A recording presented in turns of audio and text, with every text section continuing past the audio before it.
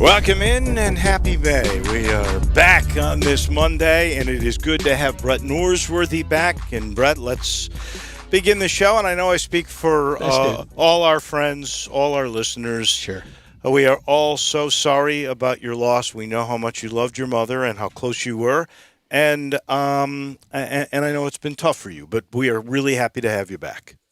Thank you, Dave. That's so kind. And I know you mean it sincerely, and I know you had to go through it a few years ago. Yeah. And on October 7th, 1999, on a Thursday after burying my father, on a Monday, October 4th, after he passed on October 2nd, I had to do this, and I didn't know when or where or how it would be on the air to address saying goodbye to my mother. But today is that day.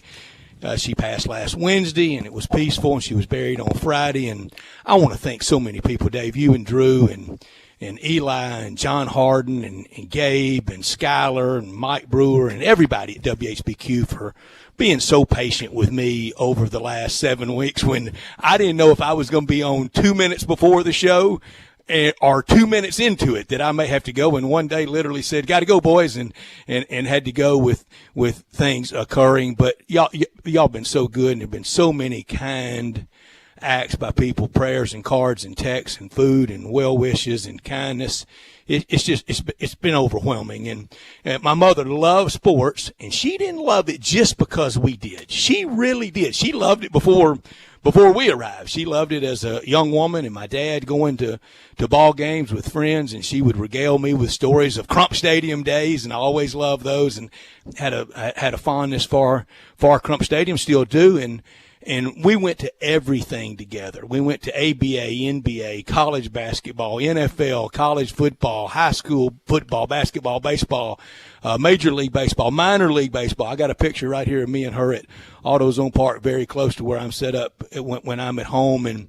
And Dave, one of the real bellwether moments in my childhood, I came home from school and into our house, and with our best family friend, the late Miss Frances Plunkett, she and my mother were sewing the numbers on our Little League football uniforms and painting the numbers on every helmet. There were jerseys and helmets just filling our house, and that's how active she was with everything that we did. And she loved college football. She didn't get to go to the game last fall with me, but she went with me to Oxford for the Auburn weekend. As soon as I got back to our room, she said, we got robbed in the Auburn game with the carom off the player.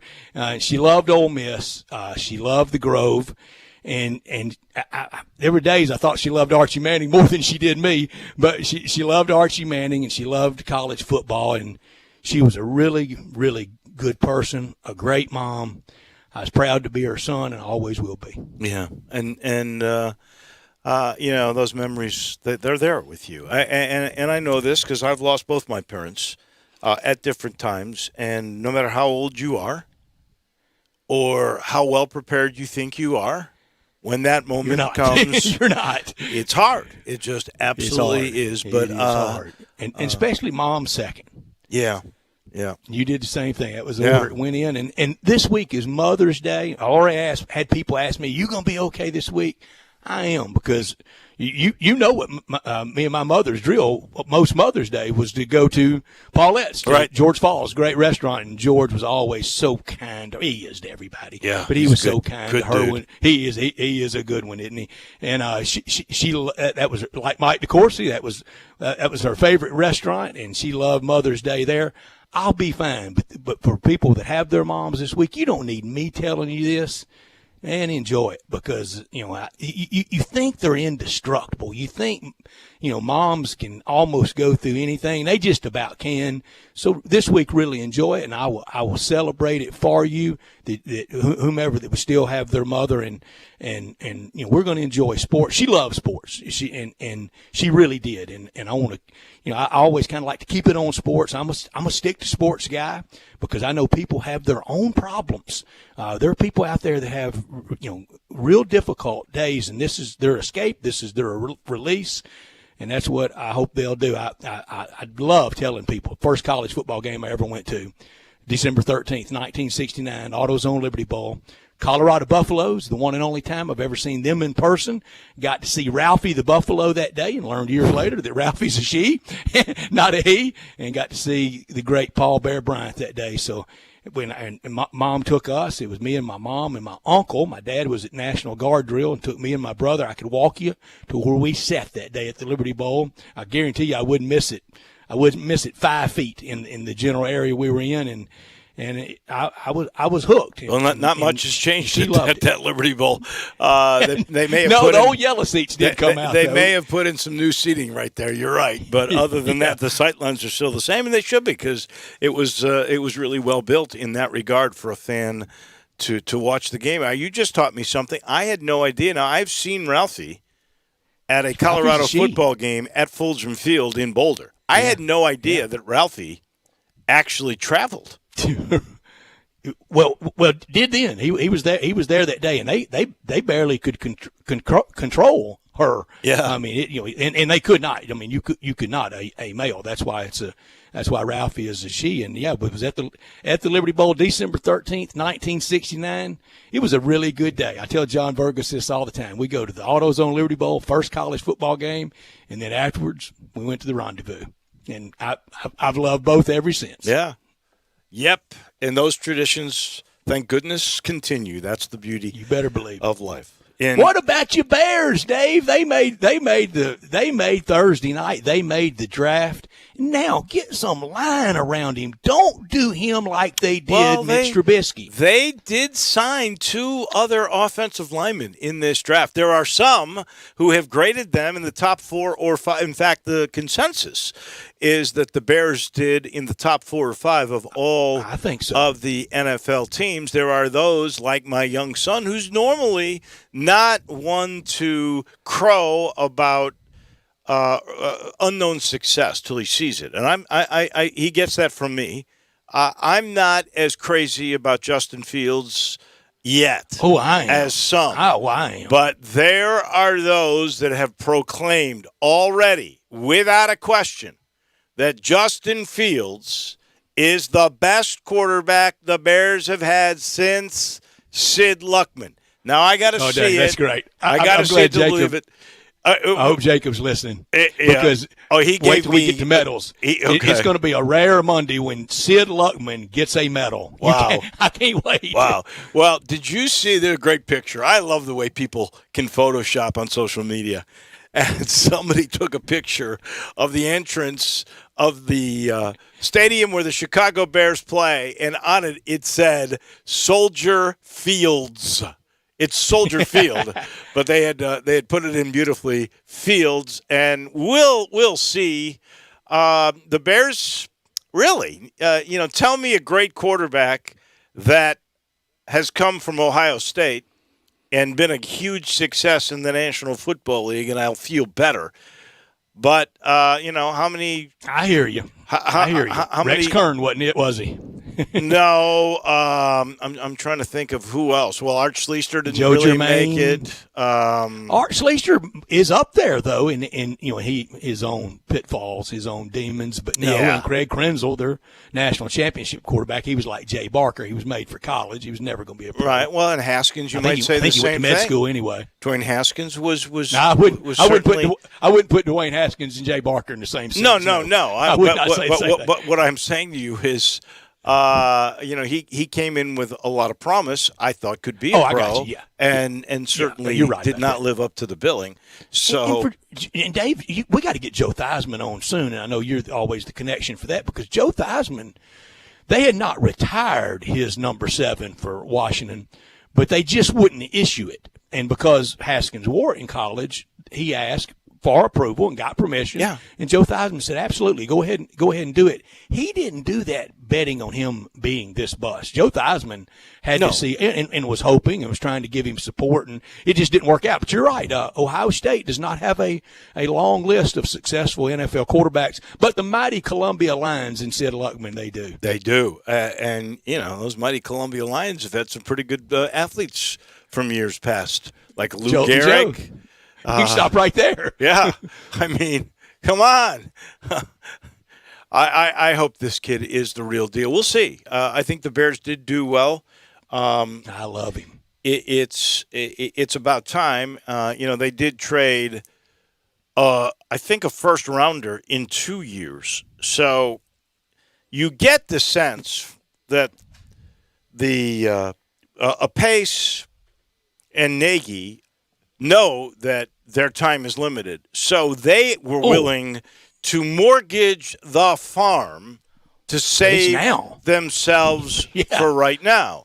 So this better work. Otherwise, it'll be the next general manager and it'll be the next head coach that'll really have to figure out what to do because they'll really be in a hole if Justin Fields doesn't work out. Now, if it does, it might save everybody's job. I mean, you look, as bad as Trubisky was, the Bears made the playoffs with Nagy. They have been not elite by any means, but they have been successful enough to go to postseason. Gets knocked out.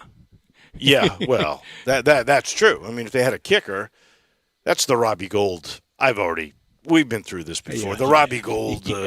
Well documented, Dave. I don't know why they let him go, but it's that curse. We always have curses. Why'd I bring it up, Drew? Why'd I bring up Cody? Cody Parkey. What'd I call him? Cody Banky? Cody Parkey. No, you said Parkey. Yeah, whatever his name was. You said did that? Okay. Yeah, we had. He was bad. So this was a fun weekend with the draft. It was a bad weekend, you could say, for the Grizzlies, blowing a 20-point lead, and again, not shooting free throws. 61%, 62%, just under it. Always free throws in Memphis, isn't it? I don't understand that. What is the deal? 13 of 21, they blow a lead if they hit free throws. They clearly win that game. They lose to a team that is really not a good team, and now they put themselves in a very, very dicey situation. I mean, it is not if they continue to play this way, and I read a tweet from Peter Edmiston, who covers this team much closer than I do. So I think he's got insight, but we watch all the games, or pretty much most of the games, and you can tell, and he is right, because he tweeted out there is something wrong with the chemistry of this team. I have no idea if that all began with the decision to bench Tyus Jones and to put Justice Winslow in as the backup, to not make Jaren Jackson a starter. Well, the reintegration of Jaren has been difficult. Or just that. Maybe that is – well, you had to do that at some point. You can't blame – you got to. You believe your best Taylor player. Jenkins for that, right. But there is something – Chemistry. There is something amiss. And what is it? They're only 3.5 games ahead of the Pelicans. Now, this would be a major collapse, and I don't think it's going to happen. But they have put the Pelicans back in play for the 10th spot. But the Pelicans have to do their part, and they really haven't all year as well. And Dave, I still way too way too small of a sample size. I want to be a lot more patient, a lot more fair, coming off of injury. But one thing that alarms me about Justice Winslow are just his natural basketball skills, his handle, his shot, how he moves defensively, just some basic fundamental basketball stuff. I mean, he's much more athletic and bigger than his dad. His dad was just a notorious leaper on those the latter part of five slam teams, Ricky Winslow. But boy, that shot is it looks funny, doesn't it? Well, if I can just, I don't know that he ever had a great shot, but it was better than it is now. He still looks the part. His body looks terrific. He looks like he's in good shape, but when you're off for as long as he is, it takes a while to really get your competitive legs. Maybe that is the issue, and maybe you really had to find out if you wanted to spend $13 more million. But, this is the debate we've had for a while on this show, where the Grizzlies, because they were so ahead of schedule, it didn't seem to me that it was important for them to go after the 6th spot, which they could have gotten to for a little bit here. It didn't seem important to them to try to really win games. It was more important to try to figure out Winslow and these experiments instead of, wow, we could be the 6th seed, maybe win a series this year. I don't think that was their mentality. And now, because of it, it's different mentalities. It's hard to flip that switch back on. Yeah. Yeah, but there's a lot of different motivations around the league. Now today with LeBron, and you even had it a few weeks back with Greg Popovich. Everybody now seems to be questioning the play-in aspect. I don't know if there's some teams that want to be the 9 and 10. I'm not so sure. There are teams that want to be the 7 or the 8 or even the 6, as you mentioned. It looked like it was go for it for the Grizzlies. I guess the draft is that good this year, but it's a lot of different motivations. You're going to see some ugly UGLY games down the stretch, and the margins, and that margin Saturday night in Oklahoma City, that was awful for the Thunder. Oh, yes, yeah, and you're mentioning all these 9 and 10, and do they want it? And, I think all this talk now is because there are teams that we expected that would be clearly playoff teams that now could lose in the play-in, which is not a very long series. I mean, that's like the NCAA world tournament. champs. Well, that's exactly where I'm going. That's why LeBron is complaining about all of this. He's sitting out tonight's game against the Nuggets, so they're probably going to lose that game. They're probably going to be the way things are going, because now Dennis Schroeder is out for 2 weeks maybe because of COVID protocol. Right, that's the end of the year. And that's the end of the year. AD's not right. I agree with LeBron. The play-in's goofy. I didn't like it from the beginning, and the Grizzlies might be the beneficiary of it, but I never liked it. I like it, and I like it, as I said before. The reason I'm crazy about it is it keeps players and teams honest. The NBA is a terrible But fan. are they being honest? But they're not being. They're not a good fan league. They charge up the yin-yang, and they're willing to set you out after the third game. You've paid $125 to see a star. Wait a second. I can't play third game of the year. This is the biggest complaint, and I think this hit right to the heart of the matter. The biggest and the first complaint on the play-in came from Mark Cuban several weeks ago, where he goes, we can't rest players now. What? Why are you even admitting you want to rest players when you're trying to win games? Or people think when they come there they're going to see the best players in the world play, not sit on the bench because they picked the wrong night. They didn't give them a discount. This makes them continue to play their players for entertaining games because they're still in the playoff hunt. If you go back to that's why I like it. I think it's great because it keeps teams in the playoff hunt, but more honest. It keeps the league more honest. This hour of our show brought to you every day by Lexus of Memphis at 2600 Ridgeway and online at lexusofmemphis.com. Call them at 901-362-8833. Lexus of Memphis offering the Golden Opportunity Spring May sales event. Great offers on all 2021 models and always special lease options. Driving luxury and confidence knowing that every new Lexus comes with complimentary first and second maintenance services. Stop by today at 2600 Ridgeway at Lexus of Memphis and put yourself in the driver's seat of an all-new 2021 flagship LS500.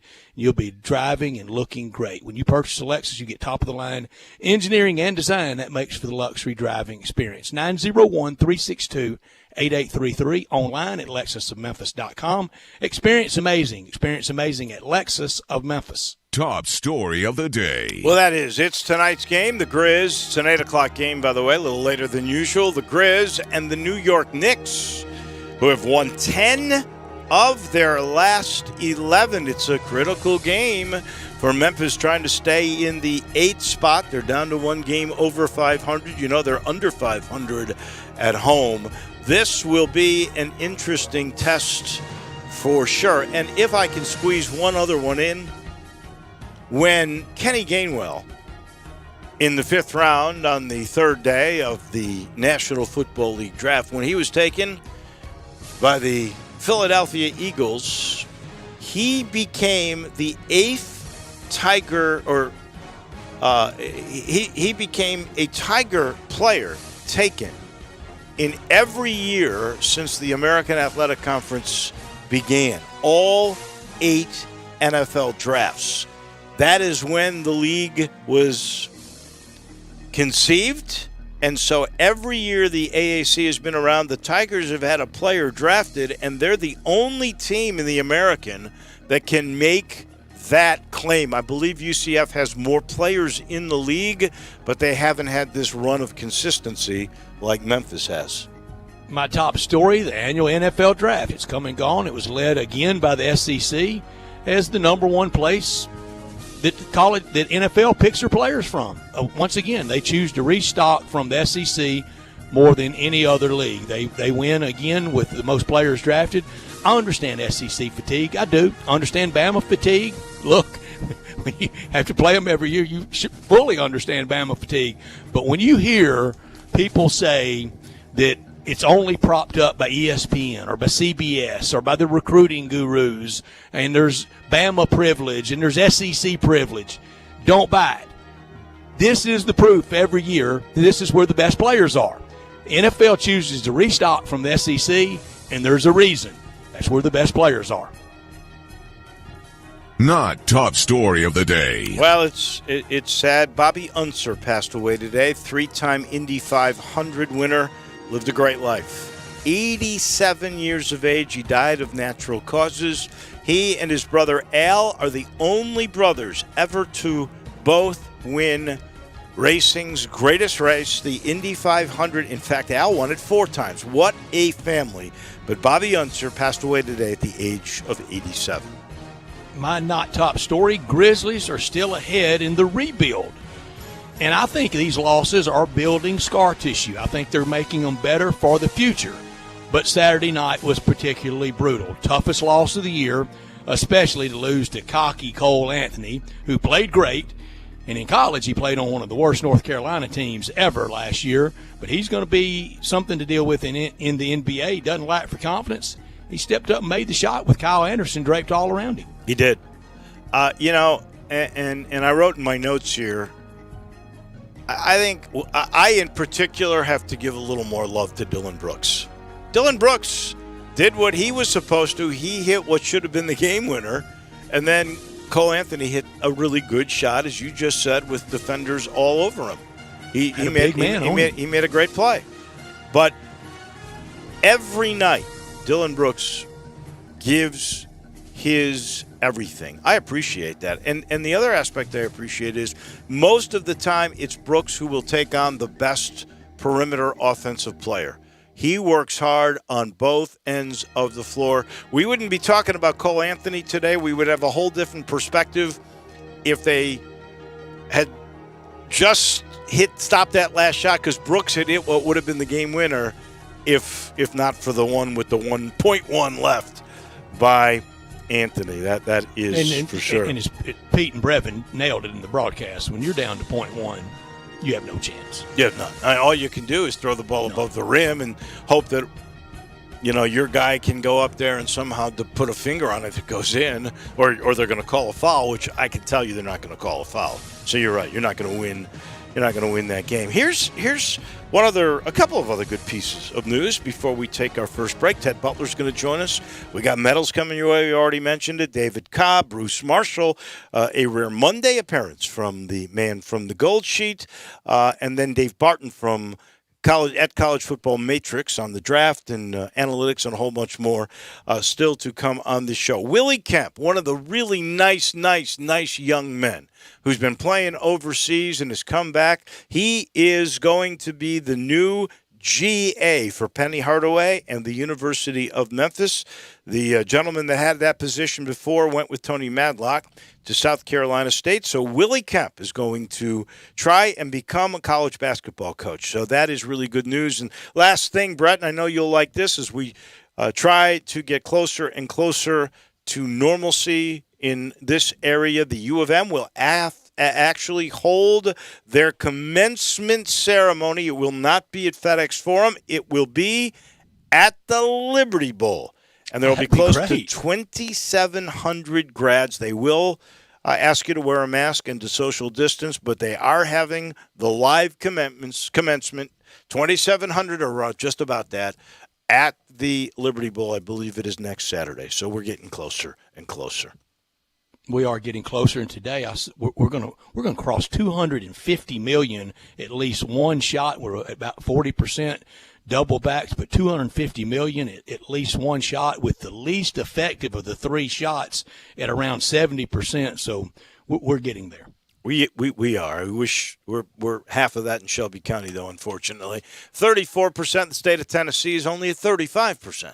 So there is certainly still work to be done around here. We are now officially off and running on this Monday edition of Sports Time on Sports 56. Same great shows. We welcome you back to Sports 56 Middays. What's up? It's Sports 56 Happy Hour. A new spot on the FM dial. Check out Sports 56 on our new FM home at 98.5. If ever there was a time for comfort food, this is it. And there's no comfort food like Sunrise on Jefferson. Fresh-made breakfast featuring Sunrise's signature homemade square biscuits, or the huge selection of hot, fresh, and fast lunch items are all part of what has always made Sunrise the most comforting of comfort foods in Memphis. Of course, everything that can be done to keep you and the staff safe at Sunrise is a top priority. And you can always order ahead and get delicious Sunrise to go. At a time this confusing, it's good to know there's one thing you can count on: Sunrise. If you're going on vacation, making a college campus visit, or if business takes you out of town, there's just no better place to board your dog than Barks and Recreation, 965 Reddick Cove, between Bud Davis Cadillac and the Blue Plate Cafe in East Memphis. Boarding, daycare, grooming, we have the best of everything at Barks. Indoor-outdoor kennels so your family member can go in and out as they please. Indoor and outdoor play areas. 4 walks a day. Group play and individual attention from the best staff in the Mid-South, which includes an overnight staff to ensure the safety and comfort of your pet 24 hours a day. All reasons to choose Barks and Recreation above all other boarding and daycare facilities. BarksDaycare.com or 509-0909. Check us out and make your reservations now at BarksDaycare.com. If your dog could speak, he'd say Barks. Gotta finish this today. Cristiano's construction projects typically run smoothly, but this project's pipeline is about to burst. Yo, boss, where you want us to put this? To the left. Your other left. John. Indeed can help him hire the people he needs. I need Indeed. Indeed you do.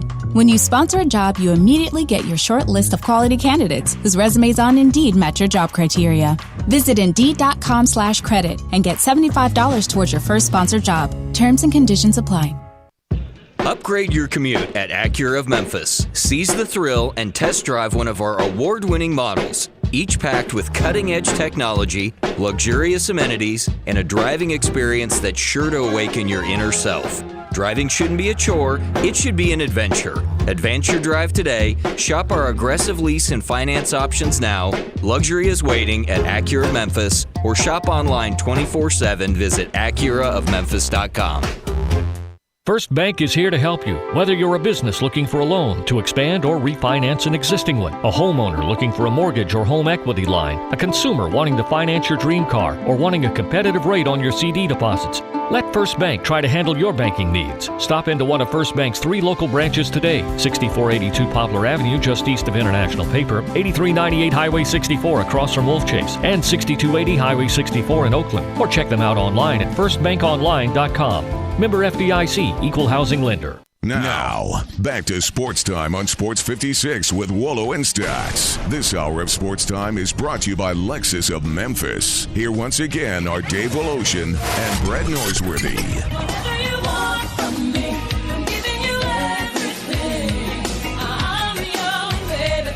We welcome you back in as we cruise through our very first hour on this very comfortable Monday afternoon. Actually, almost feel a little humidity. Summer right around the corner. We know that. Golf is already hot and heavy. We have a new champion, Sam Burns, at the Valspar in Tampa, Florida. Brett was the winner with Victor Hovland, who played okay, but it was actually T4. It was actually the Burns show with Keegan Bradley. And I want to, before we get to Ted here, I do want to point out, I told John Gowen straight out, I said, John, we were going over who the shock might be. I'm going, Keegan Bradley is out there for you. There's a reason Keegan Bradley is ranked where he's ranked. And then, well, and Keegan Bradley didn't do the job on Sunday, but he did. He got second alone. That was pretty good. It was, and I was listening to y'all doing golf picks, and that helped. That was on the way home. I was listening to you guys. Okay. All right, so we have so many new winners this year. It seems like that's just the way it is all the time. There are so many good players on the tour. Ted Butler joins us now. Tell me about Sam Burns. Here's a guy who's come close before, no cigar, but now he's got it, and he's going to the PGA. He's got a slot in the Masters. That was a big win for that young man. Good afternoon, Ted. Good afternoon, guys. And staff, let me offer my condolences as well for your mom. Thank I know the feeling, and there is no easy way. No, there's not. There's no guidebook, but I appreciate friends like you. Thank you, Ted. Okay. Sam Burns is just another, of the guys now that are coming from all over the place. They're strong. They hit it a mile. Great short games, great putters, and it's just going to get harder and harder to win golf tournaments out there now because there's more Sam Burns around. It's just his week. What about his game really do you like the most? I like all of it. He hits it really long. He's a good iron player. He's a pretty smart player too. He doesn't take stupid chances, and it's a good swing. I like his whole golf game. It is, just all of it, and he's going to win more tournaments. Count on that. That's kind of what they said about Keegan Bradley too. What's happened to Keegan Bradley? Oh no, I never did like his golf swing. He's got that little dipsy-do move when he starts the club back, and there was always something about his swing that didn't suit my eye. Not exactly pinpointing it, but he just doesn't seem to get the job done very often. It's been a while since he's even been around. Yeah, that major is really a long time ago now, Ted. And that swing is long, a taller player. But I was amazed over the course of the weekend. I saw the tallest player in the history of the PGA Tour, now touring, and his name escapes me, but 6'8". Man, that's a lot can go wrong in a long swing like that. Yeah, I think I told you guys one time I gave Johnny Newman golf lessons, and he was about 6'6" or 6'7", and there's a lot of space between the top of your swing and that golf ball. And Ted, I imagine with Johnny Newman, with him not lacking confidence, by the end of the lesson, he was telling you what you were doing wrong. Oh, yeah, we ended up having a big match at Galloway, and I had to give him 5 strokes aside, and it was over on the first hole when he did his opening tee shot in Walnut Grove. He pushed it that far right, huh? Yeah. Yeah. But, there's not a lot of tall guys. George Archer comes to mind as probably the best. Andy Bean was a pretty tall guy, wasn't he? Yeah. Yeah, but he had a good golf swing. He was one of the guys that used to come in Bert Dargy's. When I worked there years ago, he'd come in and I'd get to film his swing and all these Hale Irwins and Trevinos and Guybergers, and got them all on film and studied him. And Bean had a great swing. In fact, he wanted to get a driver from Bert one time because he wasn't hitting it too good, and he showed him his driver, and the ball mark was almost kind of towards the heel. And Bert told him, he said, well, that's why you can't hit it. You can't hit the club face. And he said, excuse me, I hit it there on purpose because from there I can fade it. And I don't want to hook it ever. Wow. It was interesting. Very interesting. He said, I hit it in the heel on purpose because I can hit it 280 and I can move it left or right every time I want to. I'll give you a guy here, who's a tall guy who's, I think he's at least a 2, maybe even better than that, and that's Penny Hardaway. If you're athletic and you're that tall, Brett's right. There's a lot of stuff that maybe can go wrong because that swing is so long, but it also generates an unbelievable amount of club head speed just because the plane is so big. Absolutely, and that I was really intent listening to your show last week with John Gowen about the club fittings. Yes, and guys like Penny Hardaway come to mind. I gave Penny some lessons, and I gave one to Too Tall Jones one time, and I mean these guys have to have special stuff, and if your clubs don't suit you, they need to be fixed. They need to be adjusted because I see big guys with with big hands and skinny grips. Guys that swing 80 miles an hour with stiff shafts. 5'6" guys with upright clubs. It's like me. It's constant. I mean, I have to deal with it in teaching. I don't try and sell clubs. I don't sell any, but I tell them, look, this, you need to go somewhere and get this adjusted. And I'm glad to see John and those guys are doing that. What do you think is the most important part of the fitting? I mean, really and truly, is it size of the club, loft of the club, lie of the club? What's the most critical thing? Well, it's got to be the lie of the club, because if the lie is wrong, it doesn't matter about the shaft flex or your grip size, you're sticking the toe or the heel in the ground. I mean, the lie has to be good within reason. Shaft flex is important. If you swing hard, you can still hit a regular shaft by swinging easier. If you don't have any club head speed, you can't hit a stiff shaft. Grip size is vastly overlooked. I've got guys that wrap their hands twice around the grip. Wonder why they can't hit it.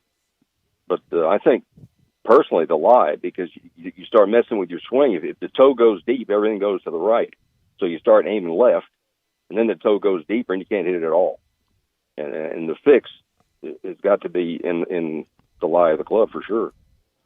Ted, don't you think one thing that really propelled Coach Penny Hardaway's game of golf, and that for a long swing, it is beautiful, and he has game, is that he knew he had natural and worked hard at his craft athletic ability, but he went, and I'm positive of this, first time he ever had a club in his hand, it was with a teaching pro like yourself. Isn't that better for somebody that's been that great high school, and I'm not talking about having played in the NBA, but just that great high school football, basketball, baseball player, and then he gets too old for adult softball, and the football and the basketball days are over, and he's ready to play golf. Instead of going out and trying to teach yourself, get to a guy like you. Oh, I think so. I find basketball players to be really, really good golfers.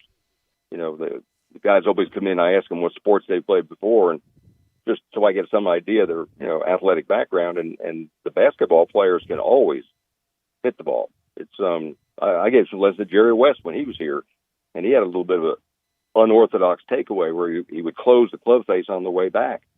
And he told me, Ken Venturi told me to quit doing that. He said, but I just shot 63 the other day. I think I'm going to leave it alone.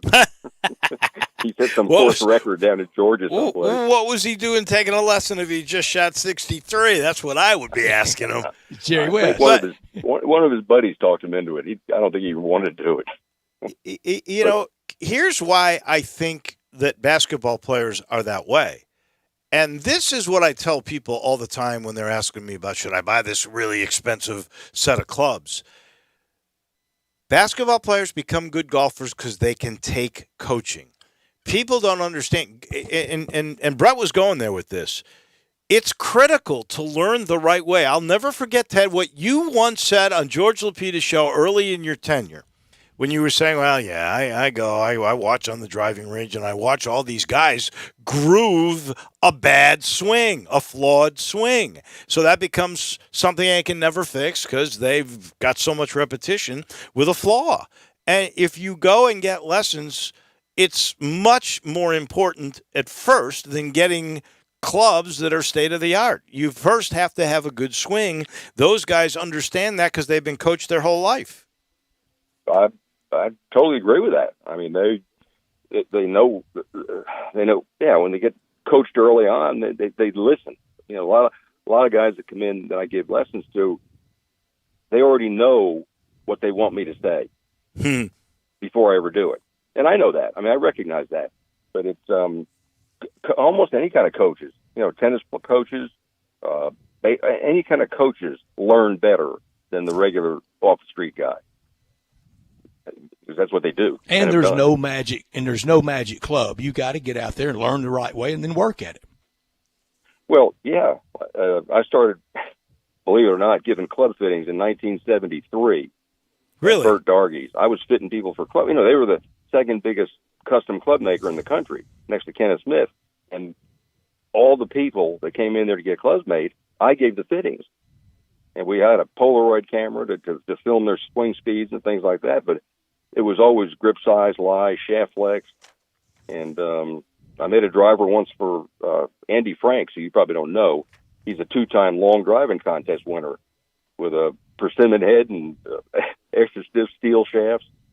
Hit it about 350. This is like 30, 40 years ago. So I've been involved in the fitting for a long, long time. And the clubs now, the technology is incredible. I mean, the equipment is so much better than the people that swing it.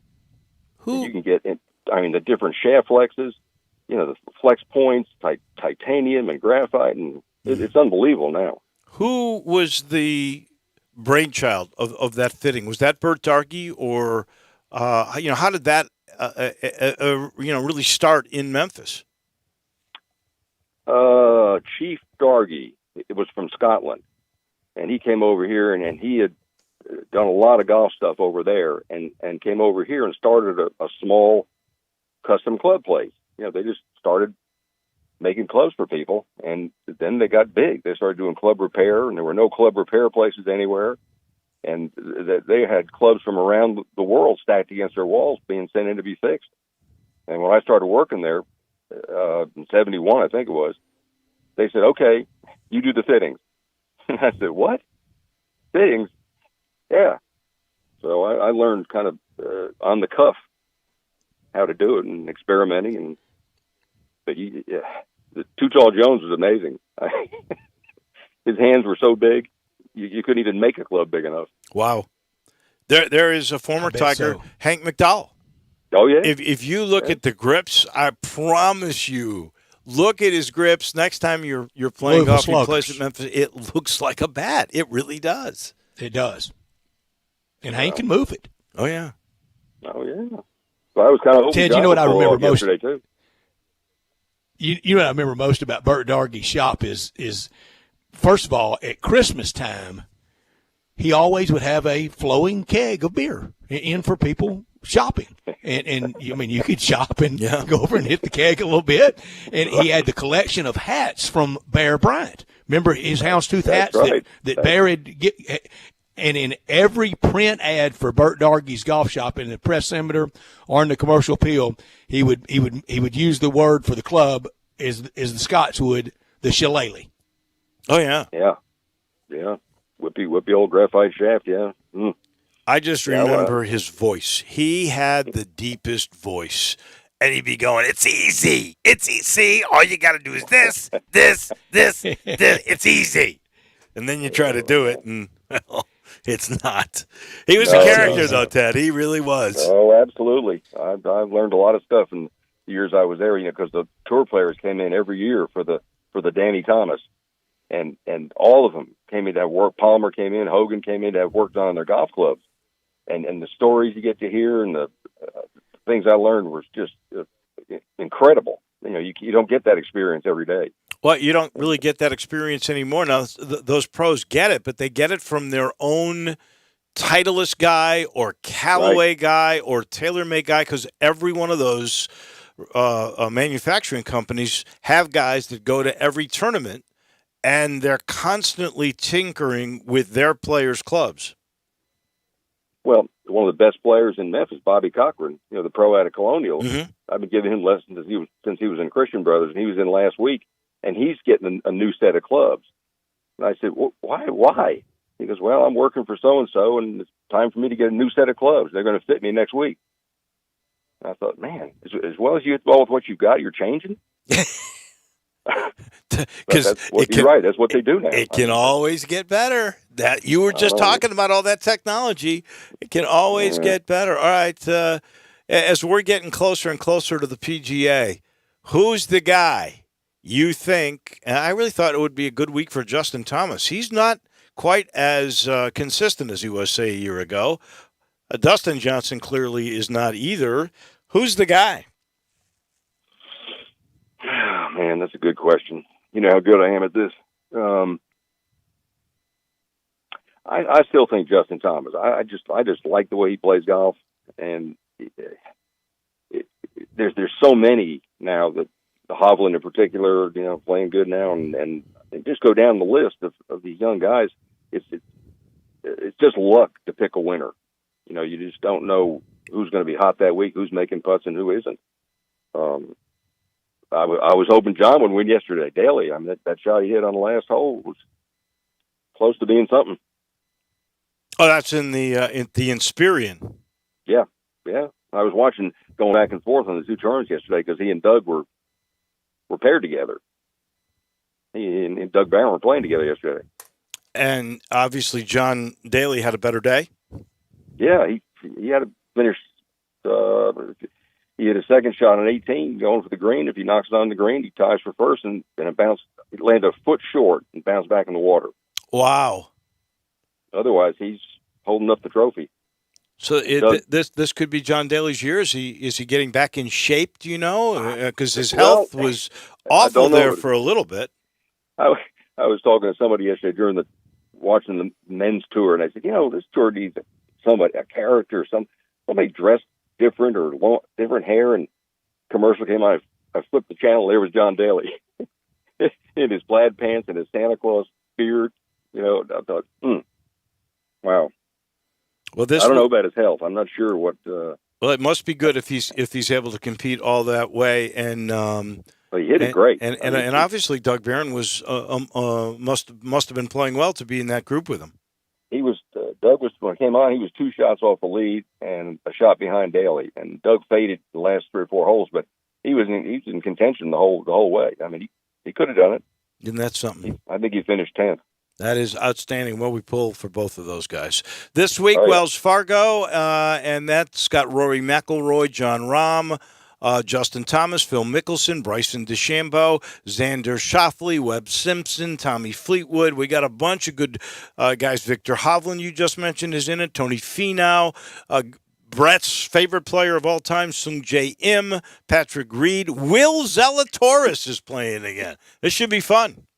Yes, it will. I mean, that's those guys are worth watching, all of them. Now, I really like Zalatoris. I mean, that golf swing and his demeanor is great. I think he's going to be a star.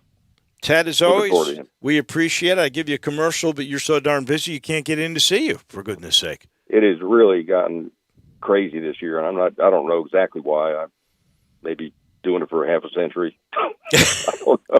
It might have something to do with it. And really good at it. Yeah. And really good at it, Ted, by the way. And let's face it, golf is having a renaissance. There's no doubt about it. Well, I learn something new every single day teaching golf. Every day I learn something new. I want you to impart some of that unto me. That's all I'm saying. Thank you, Ted. Right. We appreciate it. That's our teacher. That is Ted Butler from Summer Golf and Games. I'm sitting here in the Family Leisure Studios, and I know they did a knockout weekend at Family Leisure at I-40 and Wooden Road. Folks are coming. They're going to be out of pools again if you don't get there fast. They ran out last summer.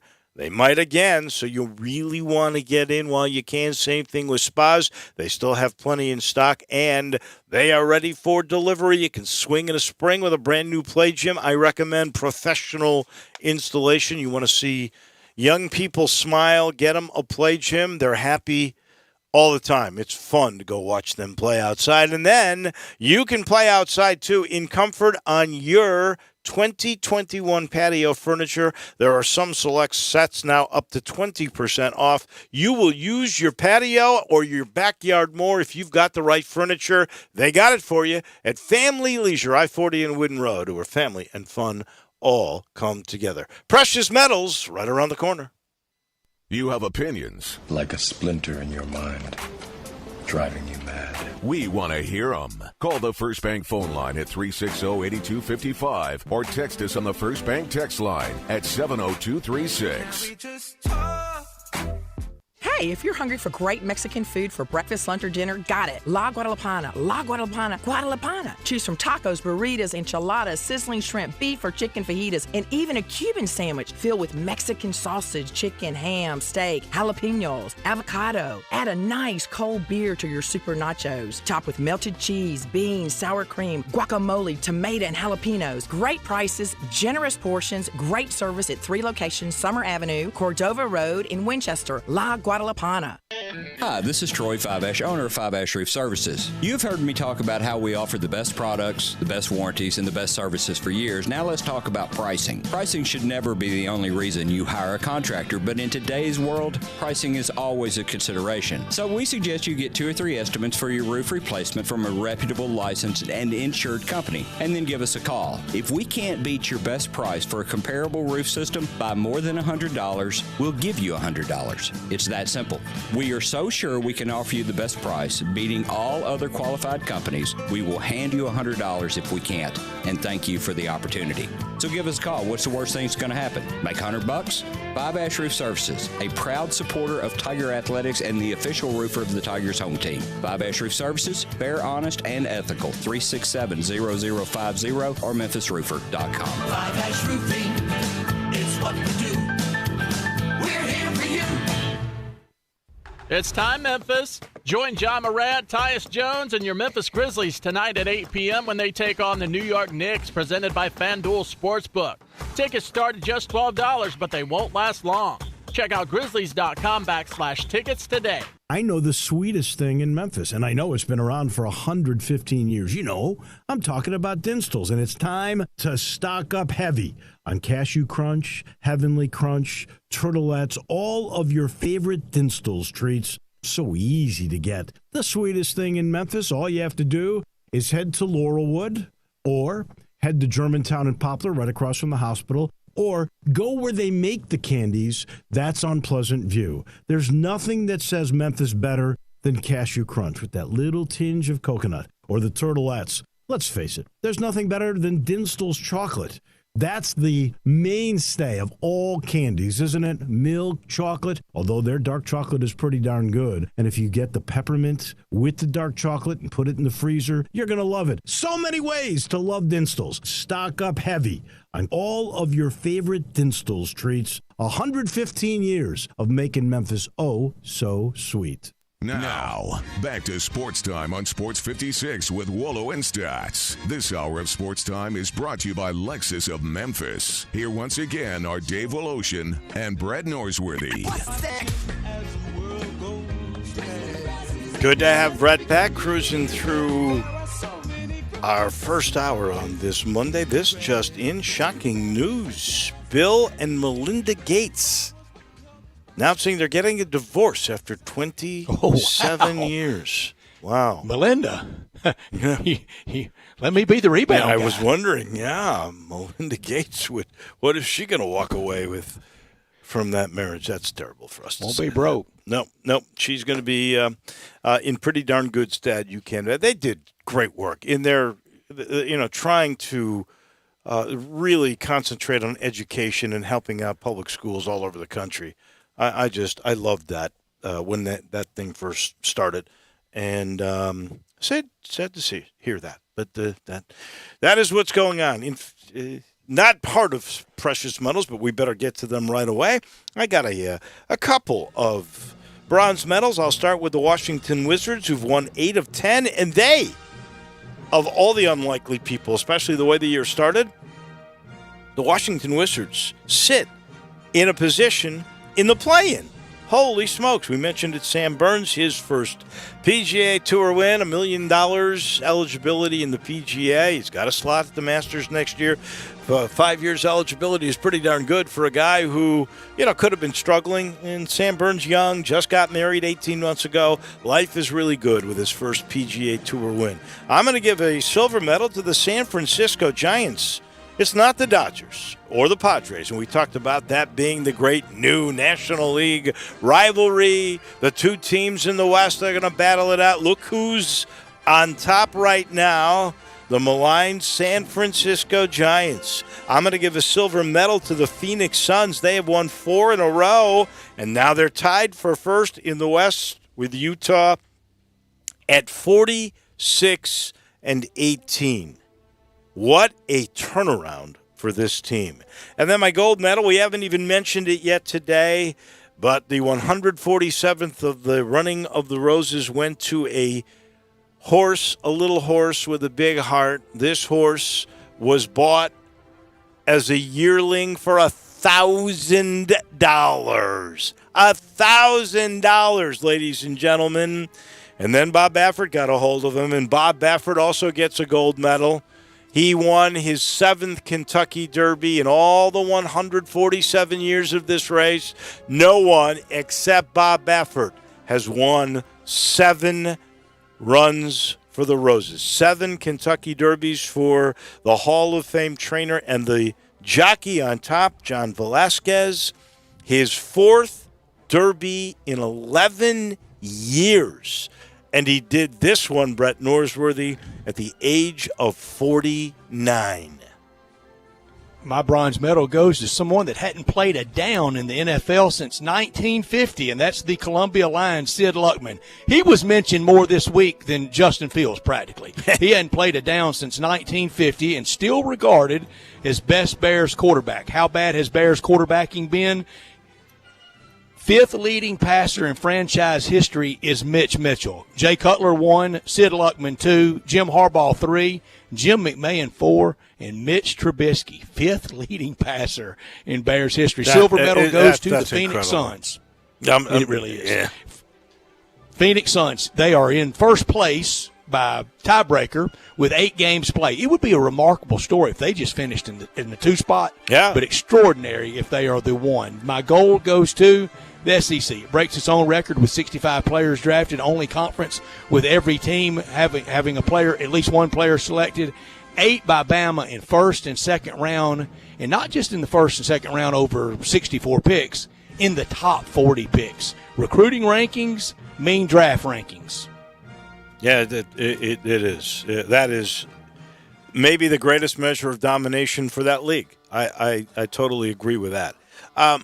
I got a few rusts to give here quickly.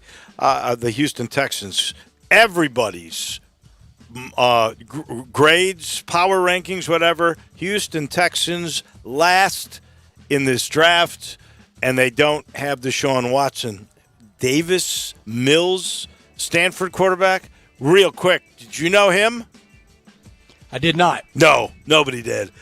Lakers lose 3 in a row. 7 of their last 10. Slipped to 7th. LeBron's not playing tonight. Schroeder's out for a couple of weeks. They are in full descent. Grizz and free throws, we mentioned that. Those are my rusts. My rust, Oklahoma City Thunder, they lose by 57 on Saturday night and then a heartbreaker last night. Remember when all the cool kids told us what the genius Sam Presti was? I failed to see the genius then, and I sure failed to see it now. This portion of the show brought to you by Supercuts. Supercuts is the place to go if you want to look good. Supercuts is the place to go if you want to feel safe. Supercuts is the place to go if, indeed, you believe in family businesses. 30 years ago, the Czech family got here, and they started this business. Now they got 15 of them. Go to supercuts.com. You'll find the one that is closest to you. The other nice thing, you'll learn more about that. Safe salon commitment still in place. Sanitization, spacing, still there. This was put together by infectious disease doctors company-wide. The Czechs embraced it. Every one of their stores in Memphis practice the safe salon commitment. You want to look good? Please head to Supercuts. Back in a minute. Our number 2 begins with David Cobb from CBS Sports. Even in times like these, special occasions happen. And when an occasion calls for special, it calls for 117 Prime, Memphis' premier downtown dining destination. From the spectacular 36-ounce porterhouse, paired with a Ferrari Corrado Cabernet, to the jumbo lump crab cakes, to the raw bar with oysters fresh off the boat from the Gulf and the East Coast, there is simply no finer dining experience in Memphis than 117 Prime, in the heart of downtown. These are complicated times, but if you want simply the best, you want 117 Prime. When do people most often think about selling their homes? In the spring? Sure they do, but home sales take place all year long. I'm Kelly Erb with Mark Spensdorf Realtors, and we often say when the azaleas bloom in the spring, so do the real estate signs. What do you think, Sheldon? Well, Kelly, you are correct. While spring and summer are great times to sell, we've sold homes on Christmas Eve, Thanksgiving weekend, Labor Day, and other holidays. I'm Sheldon Rosengarten, also with Mark Spensdorf Realtors. Kelly and I work as a team, and we often see people moving all year long, especially due to our corporate relocations, with whom we work due to our being members of a large relocation network. So if you're thinking of selling, take advantage of the low inventory, low rates, and our highly successful strategic marketing plan with Shell Bucks option. Email or call us at 682-1868 or memphisrelocate.com. And don't forget what people often say. When you want the job done, call Shell Dunn or Kelly Erb. Do it now, 682-1868 or memphisrelocate.com. I want to do some bragging rights. Hey, I was just the other day overhearing a conversation with Big Mike, the manager of DeSoto Auto Sales. They've got people buying cars all over the country. North Carolina, South Carolina, Georgia, Alabama, Arkansas, Texas. People from all over the country buy cars at DeSoto Auto Sales in Olive Branch, Mississippi. Why?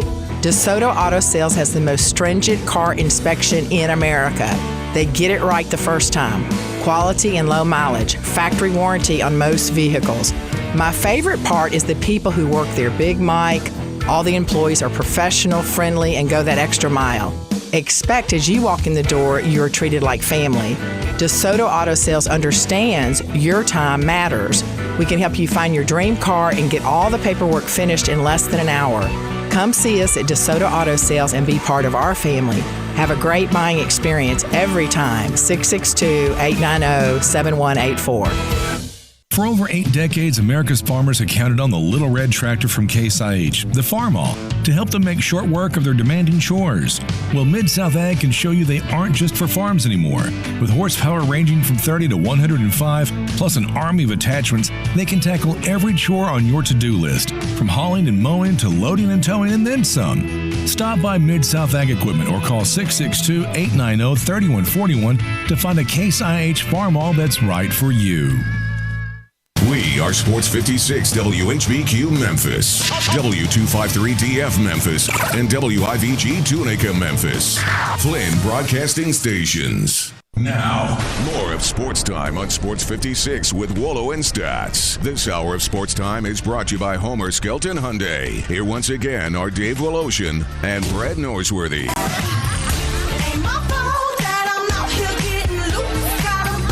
Welcome in hour number 2 on another nice, almost summery day in Memphis. Think we're going to get rain for a day or two. After that, we actually should have a beautiful next weekend. Grizzlies and the Knicks tonight, and the Knicks are coming off a hot streak here. They've won 10 of their last 11 games, but the Grizzlies at home, where they're actually under 500, they are 3-point favorites in this game. It is a big one tonight, that is for certain. Two teams on the way up, both the Knicks and the Grizzlies. How about this one? I'm not calling it, so don't hold me to it. I'm not saying prediction, write it down, but about 3 or 4 years, NBA Finals, Memphis Grizzlies versus the New York Knicks. I'd go to all 7 games. I'd go to New York for it. I'm not going that far. If it went 7. Are you shocked that Tom Thibodeau has accomplished as much as he has this quickly? Dave, I am because he's such a veteran-type player or coach, and he got a really young team. I just wonder if he can take it all the way with them. Will they have to bring, after those guys become veterans, will his everyday rat-a-tat-tat, old school, a little bit disciplinarian style, can it get them all the way? Well, I'm not even calling championship, but will they kind of unplug from him and want maybe a little more lovey-touchy modern age coach to push them the rest of the way? We'll see. It's a good problem to have. Yeah. He's usually good for a couple of years before they grow weary of his toughness. And I will say this: I was a little surprised when Derrick Rose really and truly decided that he was going to go play for him again. And that told me something about that relationship, which I did not think was as close as it must have been. So, and it's working out for all parties. That is for sure. We promised we talked to our friend from CBS. That is David Cobb. How are you today? And where are you today? Guys, doing well. I'm back in Tucson. I was in Memphis over the weekend for a couple days, and you might have seen I got my pretty cool 20-year anniversary Grizzlies bobblehead set in the mail, and I'm pretty fired up about that. Posted that on Twitter, but yeah, back in Tucson now. Business as usual. Since you mentioned the Grizzlies, there is talk about, is the chemistry off because of bringing Jaren Jackson into the starting lineup, which they had to do. Also, the experiment with Justice Winslow as the backup, which maybe has thrown people off. It might have ticked off Tyus Jones and maybe others that were on that second unit. What's your sense of the chemistry on that team that you just got a present from? Yeah, well, here's the deal. I paid for NBA League Pass so I could watch them out now that we're out spending a lot of time, out of the market.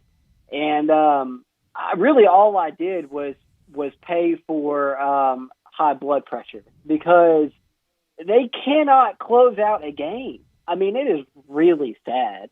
They beat the Magic in an ugly game on Friday, and then I was watching on Saturday night, and, the Magic are bad. And the Grizzlies had that game won, and all of a sudden they can't close it out. So to me, that's the bigger issue right now than the rotations and the lineups. It's just this young team figuring out how to close games because, I mean, I get it. Like, I don't really feel like Justice Winslow has earned or deserves a spot in the rotation at this time of the year. But even if you kick him to the curb and you win like 8 of these last 10 games or something and make the playoffs, you're going to get bounced in 5 games if you don't know how to win a close one. And it's only going to last one round. Or heaven forbid, you end up in the play-in game. This team to me hasn't shown that they've got that late game killer instinct to survive in that type of environment. So that's my bigger concern over the rotations and everything else is just they got to learn how to win close games. David Cobb, one thing the transfer portal and all the upheaval to rosters in college basketball, one thing it's done is it's kind of kept college basketball with a hot stove league, with the relevancy factor of everybody keeping up with the all the movement. Yesterday in the Arkansas Democrat-Gazette, the beat writer for the Democrat-Gazette wrote a story on Arkansas State being one of only 15 teams that they've had zero movement, 15 out of 357, I think even more, transitioning to D1 next year. I know everybody's really trying to figure out who's won with the changes, but there's going to be one of those 15 that they'll have to have success next year that has had the consistency of keeping the roster together. I love that story idea.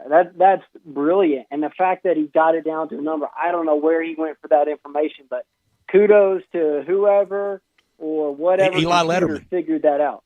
Yeah, I mean, that's a really good stat to find the number of teams that haven't had somebody transfer out, because I guarantee you that required some mathematics, detective work, and just having lived in that transfer portal for the last couple of weeks, really the last couple of months, it's a lot to unpack in there. That's really interesting. That is really interesting. I'll be fascinated to see if that translates to some good seasons for those programs. Because you think about Arkansas State, they're not necessarily having a ton of success at the moment in basketball, but if they were to keep an entire roster together, kind of grow into a veteran team together, it could be a really interesting case study to see what sort of intangible factor, that plays in a team, taking the leap towards being good. Or does it play a role at all? We're about to find out, because a lot of coaches right now are about to be tested. There's a few like Eric Musselman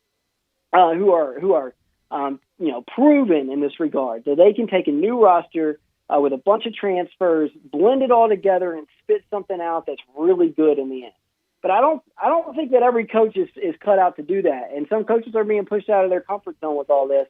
And I don't think that everybody's going to be able to do it. I think that there's going to be chemistry issues. There's going to be just turmoil within a lot of programs because of all the moving parts now. And, that's extremely interesting to know that there's only 15 in Division I. And that number will probably continue to shrink because I'm sure at least a few of those remaining programs will have somebody enter the portal. I personally do not think that you can consistently win with those kinds of player move with that kind of player movement. Even John Calipari with one and dones couldn't sustain it. Even Mike Krzyzewski, who wasn't going to do one and dones and then did it, hasn't been able to sustain top level total success. It made Roy Williams decide he'd had enough of it all. I just don't think you'll be able to do it. We'll see with Musselman because you're right. Now he changed the face of the school. He's done it again. We'll see if he's as successful. He's had a great transfer portal, that is for sure. But and because of the transfer portal, we are going to see more. But I tend to think successful teams, and let's face it, Arkansas State was not successful, but successful teams that are able to keep the continuity of their key players for the most part, I think those are the ones that will have longer sustained success. Yeah, and that's why, I think you have to feel decently about Memphis going into this next season because, all the headlines and the talk for the last month have been about the guys going to the portal, the guys they're bringing in, all that's, important and filling out their roster and noteworthy, and they may not be done yet and all that, and all that's true. But, the reason why I think you got to feel good about Memphis is because Landers Nolly and DeAndre Williams are coming back. And Quinones. Yeah, and I think that gets to what you're saying, Wolo. It's just kind of like the continuity at the top. And then I look at, for example, I added Adam Miller to my list of top committed transfers. I've got him at number 6. He was a huge role player for a number 1 seed Illinois team that had a great year, and he's going to LSU. But I don't look at that and say, oh, wow, LSU's going to be so great next season because Adam Miller might average 15 points and be the SEC newcomer of the year. I look at that and I say, well, LSU's losing its top 4 players probably to the NBA draft. And if Adam Miller can even partially fill the shoes of a Trendon Watford or a Javonte Smart or a Cam Thomas, then maybe LSU can get back to the tournament. So every case is different. Adam Miller ranks much higher on any on this transfer list than any of the transfers that Memphis got in my rankings. But if I had to rank the 2 teams right now, I'd rank Memphis higher because of what they're bringing back. Oh, so I would too. It's the ability to do that, to have that mix. And I'm not blaming Will Wade for the fact that his players are going to the NBA draft. The fact that of those 4 players, at least 3 of them could probably get selected. That's a good thing for the program. But in terms of building a roster in college basketball, the experience factor still matters, and the returning productivity, I think, still matters. And David, every time you turn on the Twitter machine today, you see someone in college football deciding to go somewhere else. It's coming. May's going to be very busy because everybody around college football knows Memorial Day weekend is kind of the time to report. So you're going to have a lot of movement in college football. It has to hit it. Arkansas hit after spring football. He had 4 catches in their spring game, and Arkansas is loaded at receiver next year. But one's on his way out. Mike Woods, after completing spring, on his way to Oklahoma, and Spencer Rattler at OU, leading most of the mock drafts to be the number 1 pick next year. I don't mind player movement, but you go through a spring with me. Come on. You're going to get your catches. Now, Arkansas still has good receivers in Knox and Burks and John David White. Yeah, but I don't understand that move because he's going to an Oklahoma team that's loaded at receiver. We did a piece as a staff a few weeks back about teams we were most excited about in the spring, and I chose Oklahoma because of all the playmakers that they have around Spencer Rattler. And when we submitted our top 30 today, and that'll be released later this week at CBSSports.com, it'll be a mix, but we all submit our own individual top 30 that gets blended together. And I've got Oklahoma at number 2. And so I'm thinking this guy must just want to win a national title or be in the playoff or whatever, because I don't understand where he thinks he's going with his career by going from Arkansas to Oklahoma because he's clearly the number one or number two guy at Arkansas, but he's just one of about 7 former top 150 prospects in the receiving corps at Oklahoma. It's interesting. We've talked about this on here before, and I think this is a perfect case. I think there's going to be more guys who regret their transfer decisions in football than in basketball because I just think it's so much more difficult to get an honest assessment of what your role is going to be in a football program when there's so many scholarships and the depth can be so huge sometimes versus a basketball program where you can kind of see on paper pretty quickly where you might fit in. And I'm not saying that Mike Woods won't be, somebody that Rattler throws to, on a regular basis, but I just think the guy could have, made more noise staying at Arkansas. But he got the info that he needed, made a decision, and we'll see how it plays out. Back to the hoops portal, I see Shaq's son Shaquille O'Neal has committed to Texas Southern. That is Johnny Jones' team, right? Yeah. That is an interesting journey for Shaquille O'Neal. So he's gone from UCLA almost to Memphis. Didn't he go to LSU for a hiccup? And now to a historically black college or university. Is that because of level of play, or is that because he wanted to be an HBCU guy? Well, we're dealing with 2 of Shaq's sons. I'm sorry. I got it. You got Sharif, I got the wrong one. I'm sorry. Who started at Sharif started at UCLA, and then he went to then he went to LSU, but I don't think he really played much at LSU this past year, so I don't know what he's doing. And then Shakir is he was a class of 2019 guy, right? And now he's going to Texas Southern, which makes sense because I'm sure Shaq and Johnny Jones know each other from just LSU stuff. Yeah, sure. Maybe he can actually make some noise there. But, yeah, Sharif, hadn't really done a whole lot. But Shakir, I think, I don't know, maybe he could be a good player down there. It's just neither of these guys are quite as good as their dad was, but they get a lot of attention because of their last name. And, it is what it is. It's kind of a tough situation, and we saw it with Michael Jordan's son, and even with Jaden Hardaway to a certain extent. We all really kind of have these, these expectations of what we want to see from somebody with a certain last name. And the fact is, these guys are playing college basketball, and they don't have to be stars. In fact, they even made it to the Division I level. Speaks to your talent and your work ethic. And we'll see what happens with Shaquille O'Neal, but he's going to a team that just won an NCAA tournament game, so good for him. Isn't that something that LSU, the son of Shaq, playing there, also the son of Bill Walton played there, Adam Walton. He was not very good. He was not the player that his dad was. And for the younger O'Neal, it's tough when there's on one side of the PMAC at the Pete Maravich Assembly Center at Baton Rouge is Mike the Tiger's cage, and on the other side is a statue of your dad, Shaquille O'Neal. That's a lot to live up to. All right, I'm gonna keep flip-flopping, football, basketball. Where do you have LSU in that ranking, and who will be their starting quarterback, according to David Cobb on opening day, and which one transfers out? Because 3 can't play, 2 sure can't.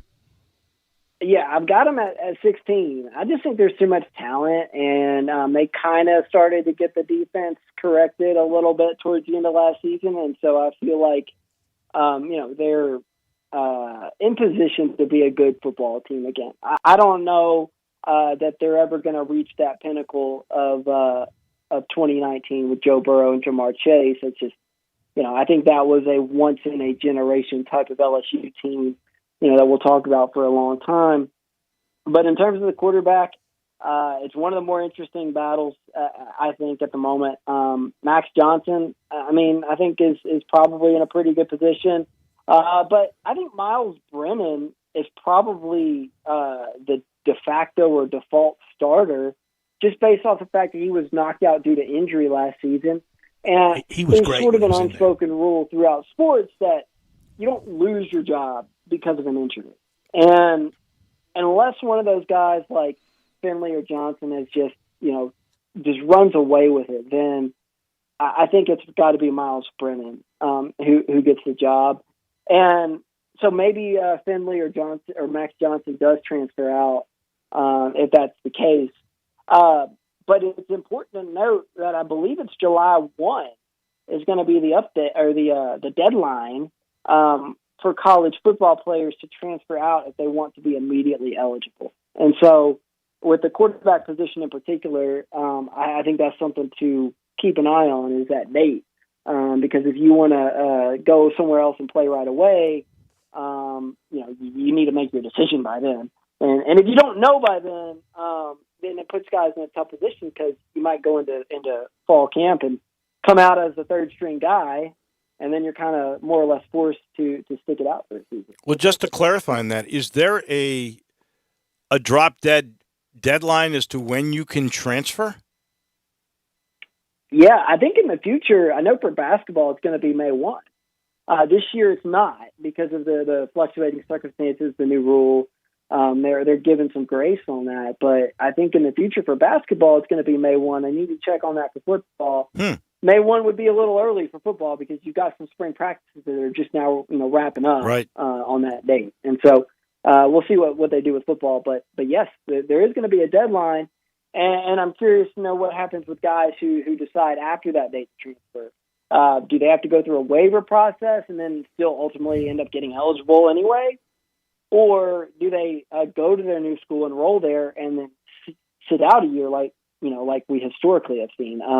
That's another one of these interesting factors that I don't think is totally settled as this thing continues to evolve. It is funny how they have implemented rules that we really do not have all the intricacies down of these rules. I agree. You wrote a story. I think it's interesting on how NBA experience helps college coaches.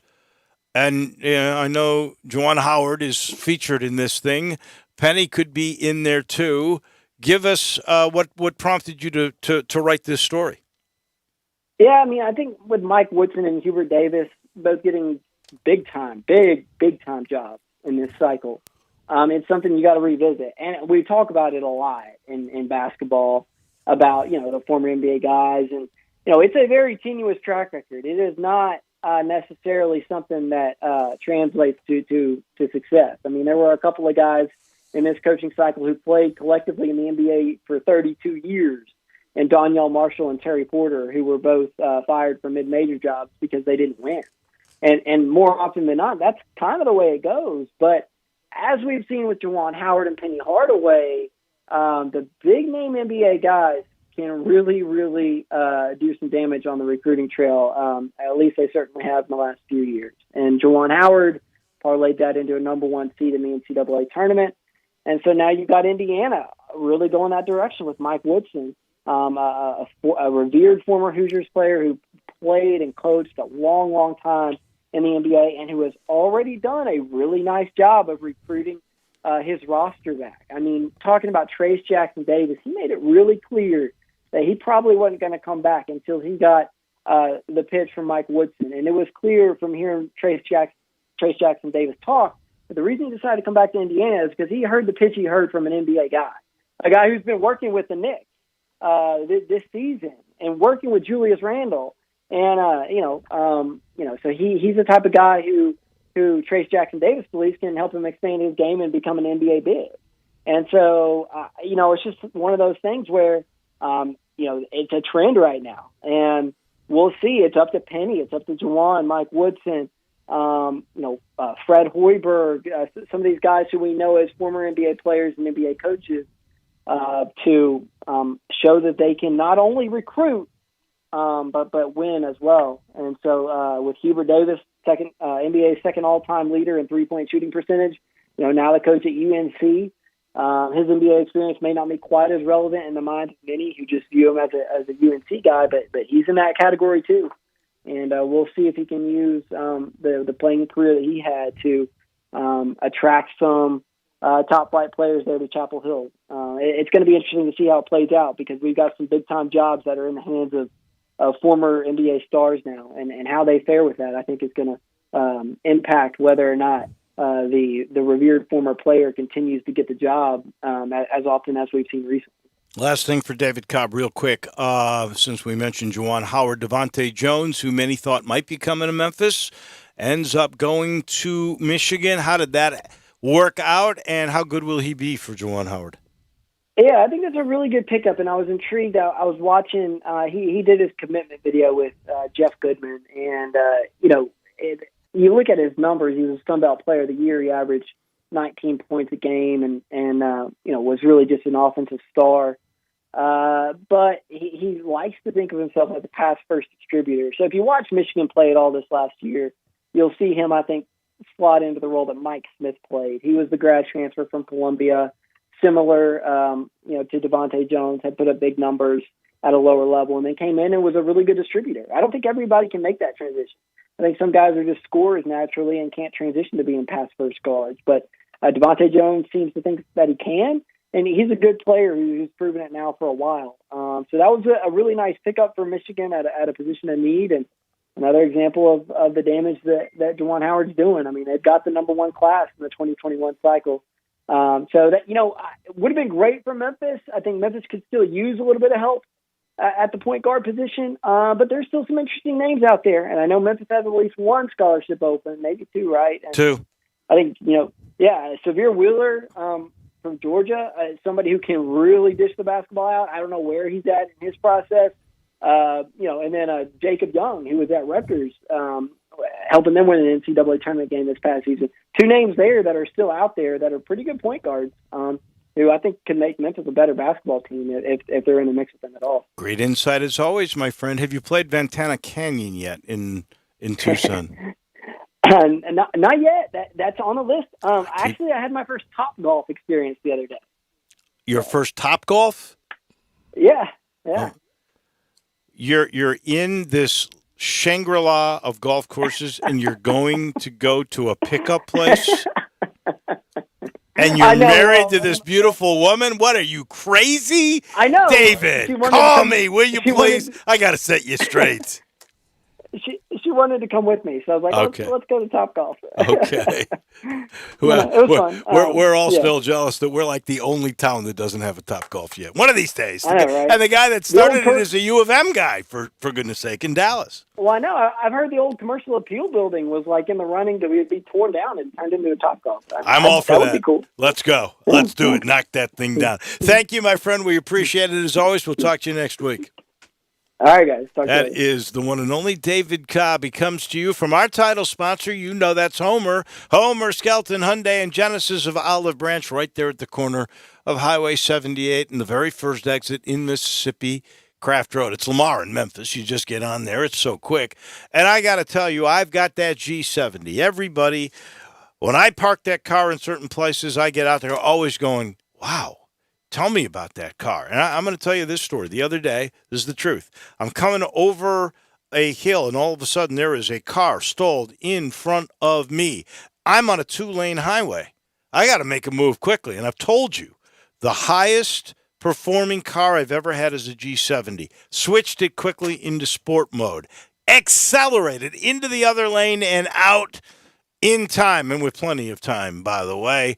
Quick reactions, but an unbelievable performance from this car. This is the technology you get with the G cars and with the Hyundais, which, by the way, 2 years in a row, tied for the safest car on the planet. And, of course, the Genesis technology is one and the same. Genesis luxury cars are the best bang for your dollar. Anybody who writes about luxury cars writes that all the time. And the product so durable, you get a 10-year, 100,000-mile limited powertrain warranty every time with every new car. And now it's service. You know that's Chris True. He wants to make sure everybody is taken care of. Every new car, Hyundai or Genesis, you get a 3-year, 36,000-mile maintenance package. They'll rotate your tires. They'll change your oil. They'll do everything to take care of you. That's why you're going to love Homer, Skelton, Hyundai, and Genesis of Olive Branch. We take a break, a rare Monday appearance by the Golden Man in Las Vegas. Bruce Marshall from the Gold Sheet is next. Listen online anywhere, anytime at sports56whbq.com. Hi, this is Troy Five-Ash, owner of Five-Ash Roof Services. You've heard me talk about how we offer the best products, the best warranties, and the best services for years. Now let's talk about pricing. Pricing should never be the only reason you hire a contractor, but in today's world, pricing is always a consideration. So we suggest you get 2 or 3 estimates for your roof replacement from a reputable, licensed, and insured company, and then give us a call. If we can't beat your best price for a comparable roof system by more than $100, we'll give you $100. It's that simple. We are so sure we can offer you the best price, beating all other qualified companies. We will hand you $100 if we can't, and thank you for the opportunity. So give us a call. What's the worst thing that's going to happen? Make $100? Five-Ash Roof Services, a proud supporter of Tiger Athletics and the official roofer of the Tigers home team. Five-Ash Roof Services, fair, honest, and ethical. 367-0050 or memphisroofer.com. Five-Ash Roofing, it's what we do. We're here for you. Hello, I'm a unicorn. Yes, one of those. Everyone's trying to find me, but most can't, unless they're ZipRecruiter. If you've hired before, you understand it's quite hard to find a unicorn. You know, someone who's perfect for your role. So how does ZipRecruiter do it so quickly? ZipRecruiter's technology matches your job up with the right people for your role and invites them to apply, so you get brilliant candidates fast. Try ZipRecruiter for free at ZipRecruiter.com/free. That's ZipRecruiter.com/free. At Jason's Deli, when you're dining in or picking up curbside, you can expect wholesome food and no surprises, just delicious sandwiches, crisp salads, and quick quality meals made with the freshest ingredients and no artificial trans fats, MSG, high fructose corn syrup, or artificial colors and dyes. Around here, a lot of thought goes into what we put into our food and what we take out of it, because you're not just taking a bite, you're getting a taste of who we are. New items are constantly being created to expand our menu for all tastes and special diets with vegan and gluten-free options available. Convenience and on-time delivery you can count on. It's just a click away at jasonsdeli.com, so whether you need to feed 5 people or 5,000, the team at Jason's Deli, they have the credentials and the commitment to keep you satisfied. Freshness is nearby at Jason's Deli with locations at Ridgeway in the Park Place Center, Poplar and Highland, Germantown Road in Cordova, and on Goodman Road in Olive Branch. Jason's Deli. It's wholesome food and no surprises. Did you know nearly 40% of men under 40 and over 75% of men over the age of 40 experience sexual performance concerns? At the Memphis Men's Clinic, their experienced physician performs a comprehensive evaluation that determines which specific issues may interfere with your sexual performance. These issues can vary and range from anxiety to medical issues, low testosterone, or erectile dysfunction. The Memphis Men's Clinic has evaluated hundreds of men of all ages over the years and reestablished a normal sexual life. The Memphis Men's Clinic will work aggressively to resolve issues and allow you to restore your sexual health and overall well-being. That's the Memphis way. If you're 20 years old or 90 years old, come and get cared for the Memphis way. Treatment that's based on your specific needs after a professional clinical evaluation by their experienced board-certified physician. Call the Memphis Men's Clinic today at 901-443-0475 or visit memphismensclinic.com. Now, more of Sports Time on Sports 56 with Wolo and Stats. This hour of Sports Time is brought to you by Homer Skelton Hyundai. Here once again are Dave Woloshin and Brad Norsworthy.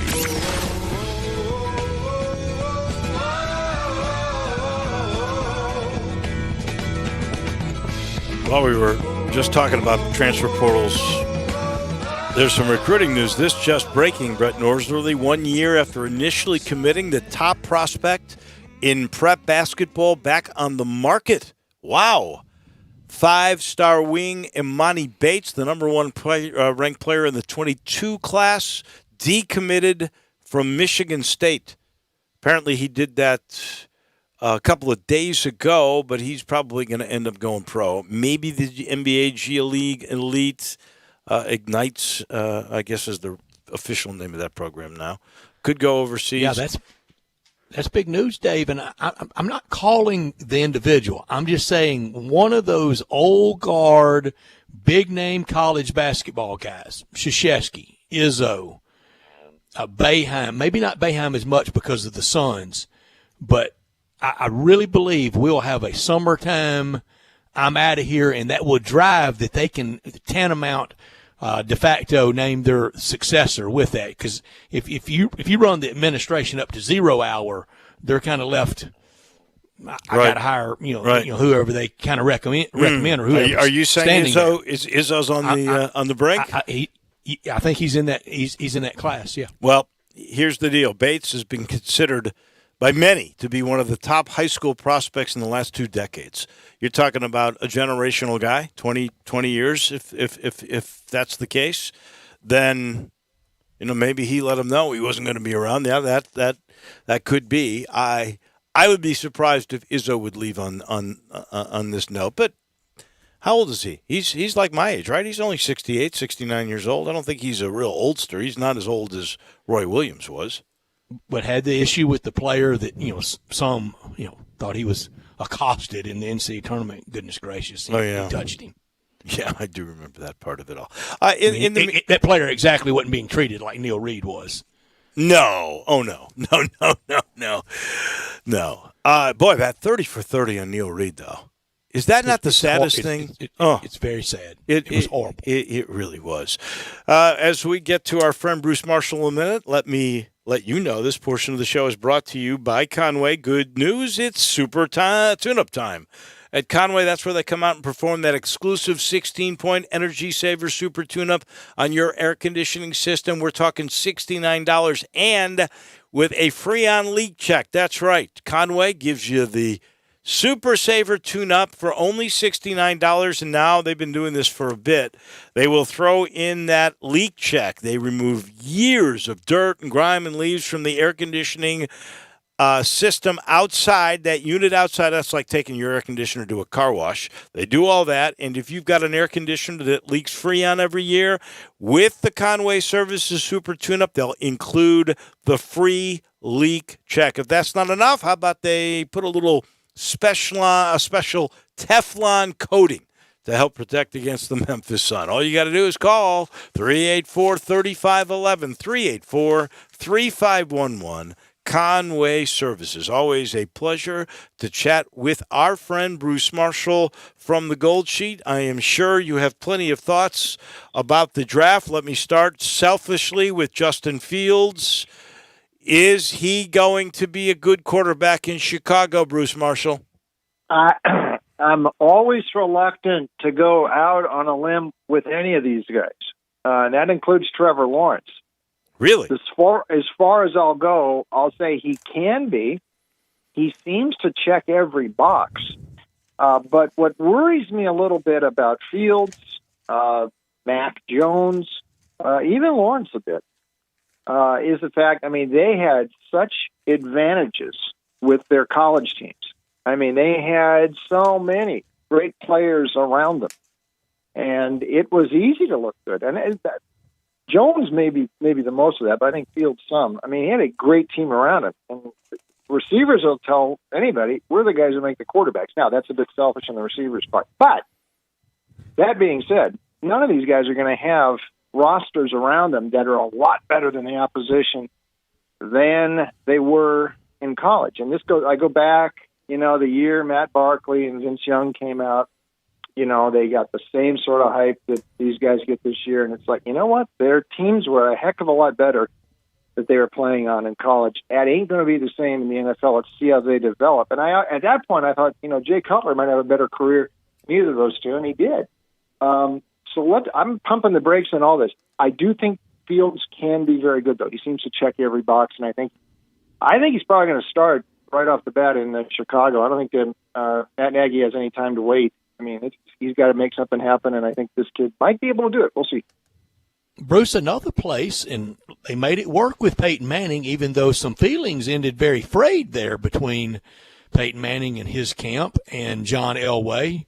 John Elway keeps expecting every quarterback to come through Denver to be like number 7 was, like John Elway was, and that's impossible. They're trying it again at quarterback, aren't they? Well, they're trying. They're trying to get involved with Aaron Rodgers. Now they have brought in a new GM, George Payton from Minnesota, who was the assistant to Rick Spielman up there. Elway promoted himself sort of to team president, though he's still overseeing everything. So they're in the mix for Rodgers here, and the Bridgewater deal was okay. For a 6th round pick, absolutely, Bridgewater's worth it. Is he an upgrade on Drew Lock? I'm not sure. here's the deal with Denver right now, though, and what Broncos country is all watching.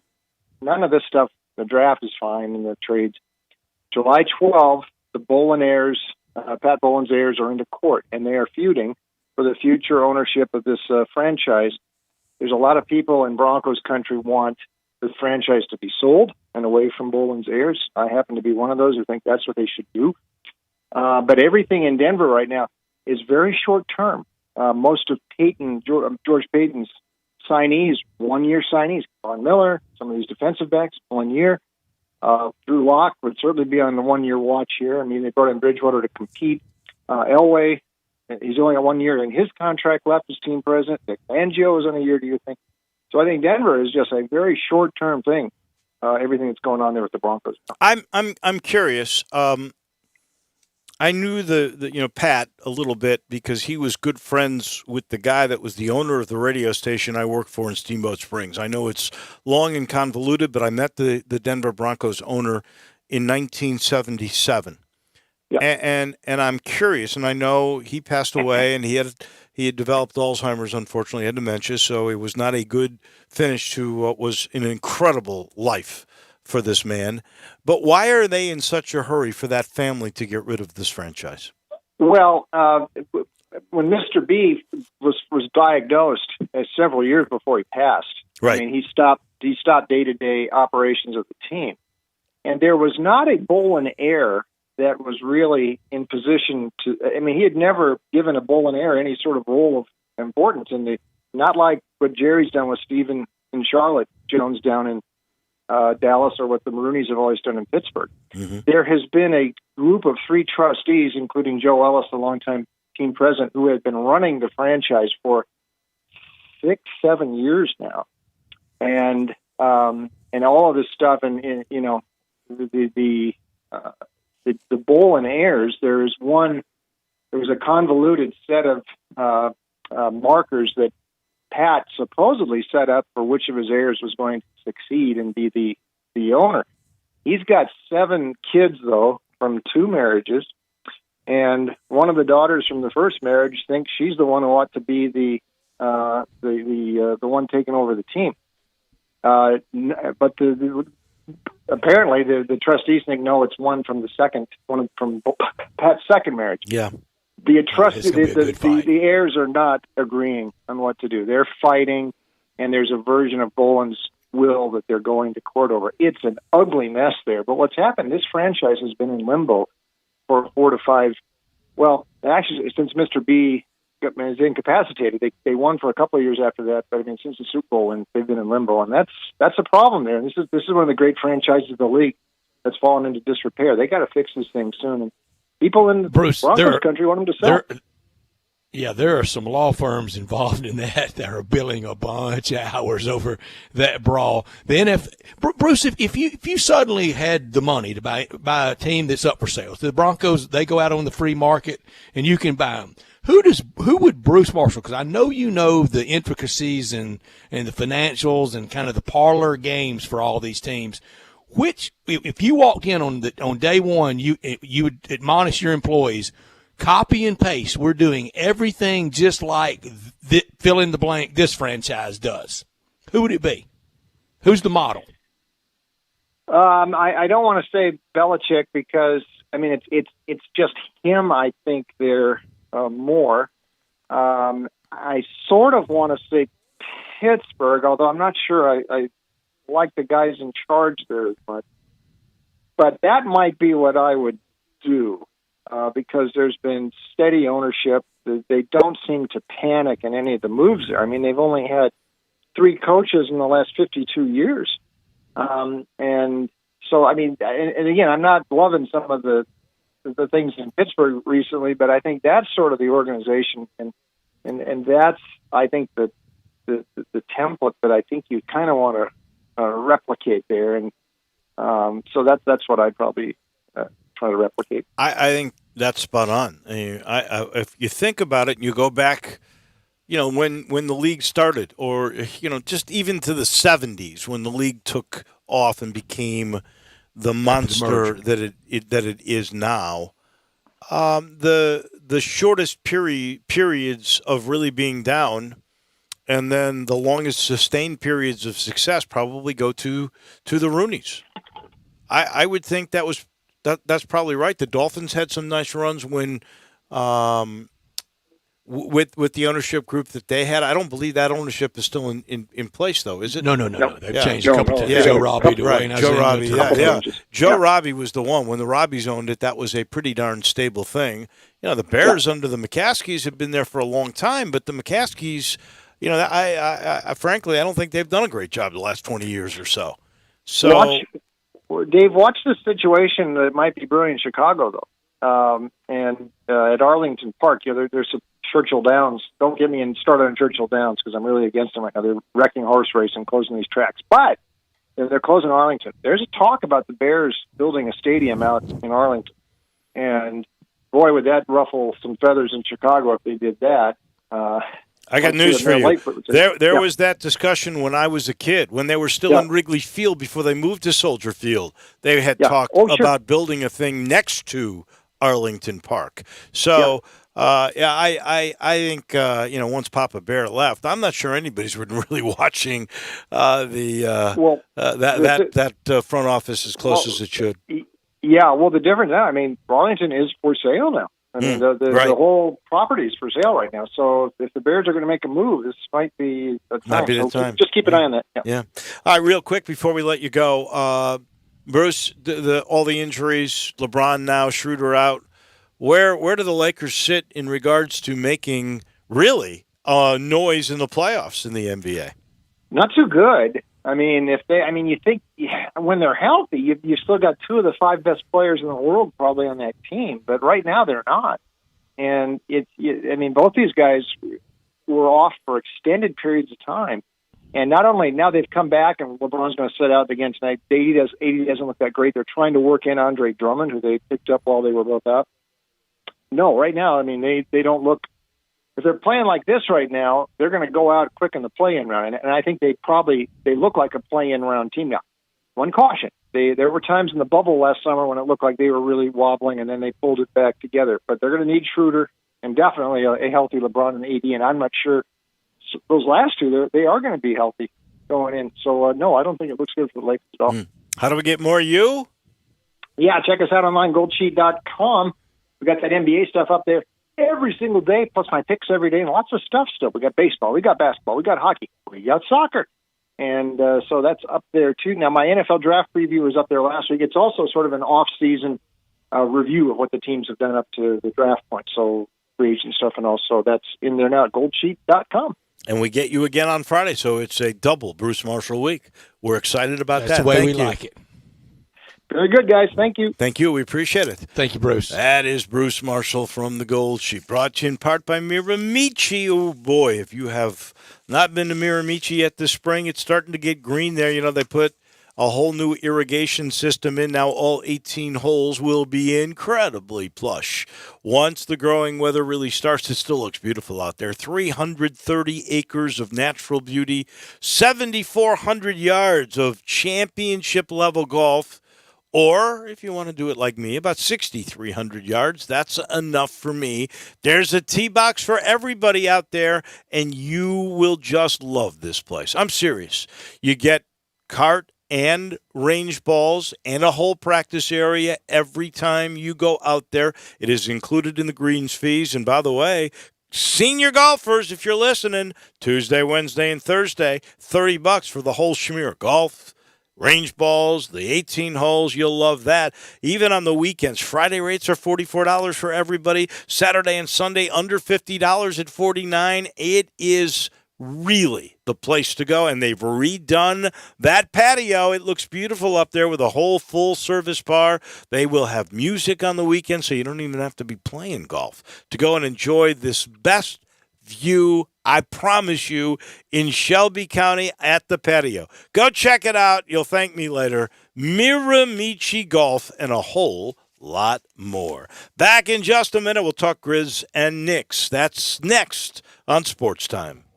Sports 56 mornings with Peter Edmiston and Anthony Zane. Weekday mornings from 7 till 10 on Sports 56, 98.5, and 96.1. Did you know nearly 40% of men under 40 and over 75% of men over the age of 40 experience sexual performance concerns? At the Memphis Men's Clinic, their experienced physician performs a comprehensive evaluation that determines which specific issues may interfere with your sexual performance. These issues can vary and range from anxiety to medical issues, low testosterone, or erectile dysfunction. The Memphis Men's Clinic has evaluated hundreds of men of all ages over the years and reestablished a normal sexual life. The Memphis Men's Clinic will work aggressively to resolve issues and allow you to restore your sexual health and overall well-being. That's the Memphis way. If you're 20 years old or 90 years old, come and get cared for the Memphis way. Treatment that's based on your specific needs after a professional clinical evaluation by their experienced board-certified physician. Call the Memphis Men's Clinic today at 901-443-0475 or visit memphismensclinic.com. Farmers Insurance knows that there's a not-so-subtle difference between the sound of a car hitting your rear bumper and the sound of a clown car hitting your rear bumper. Whoa, whoa, whoa, whoa, whoa! Sorry about that! We call that a three-ring fender bender, and we covered it. Talk to a farmer's agent. They know a thing or two because they've seen a thing or two. Call Chad Gatlin at 901-235-1176 or get a fast quote at memphisfarmers.com. We are farmers. Bum, bum, bum, bum, bum, bum. Underwritten by Farmers Truck Fire Insurance Exchanges and Affiliates. Products not available in every state. I'm here with the great Pat Donahue from the Rendezvous Restaurant Shipping Department. Thanks, Brett. We've been shipping our ribs all over the country now for decades from our USDA-inspected shipping kitchen in the Pinch District. We hand-cook our ribs in pits that Mr. Charlie built over charcoal, just like they do at the restaurant. So what comes in a rib box? We could do pork shoulder, we could do ribs, our sauce, seasoning, baked beans, coleslaw. We'll even throw in Pancho's cheese dip with our nacho boxes. We also put a bag of Rendezvous seasoned popcorn, heating instructions, some chef hats, some wet naps, and some other helpful tips from our kitchen. We ship our ribs overnight, exclusively FedEx. And we put them in nice packaging. We don't ever want to use styrofoam, so we use corrugated cardboard, actually 2 boxes that fit nice together. So the ribs get to you, your loved ones, or your clients in a safe, wholesome manner. Rendezvous ribs are perfect for out-of-town clients, customers, loved ones. We also ship ribs for any occasion. Where do we order these great ribs? You can go to www.hogsfly.com or give us a call at 1-888-464-7359. Charlie Burgos' Rendezvous Restaurant in the alley since 1948. Do you know one of the best things you can do for your employees or family's health? Provide Arctic Clear bottled water. Arctic Clear bottled water is your locally owned and operated bottled water provider. Arctic Clear is 100% natural spring water with free delivery and setup, dependable service, and no long-term contracts. What an easy choice. Call Jeff Manus today, 901-382-2363, or visit arctic-clear.com. Arctic Clear bottled water. Call now, 382-2363. That's 382-2363. Now, more of Sports Time on Sports 56 with Wolo and Stats. This hour of Sports Time is brought to you by Homer Skelton Hyundai. Here once again are Dave Woloshin and Brad Norsworthy. Get ready to stay up a little bit later tonight. The Knicks and the Grizz, they don't start until 8 o'clock tonight.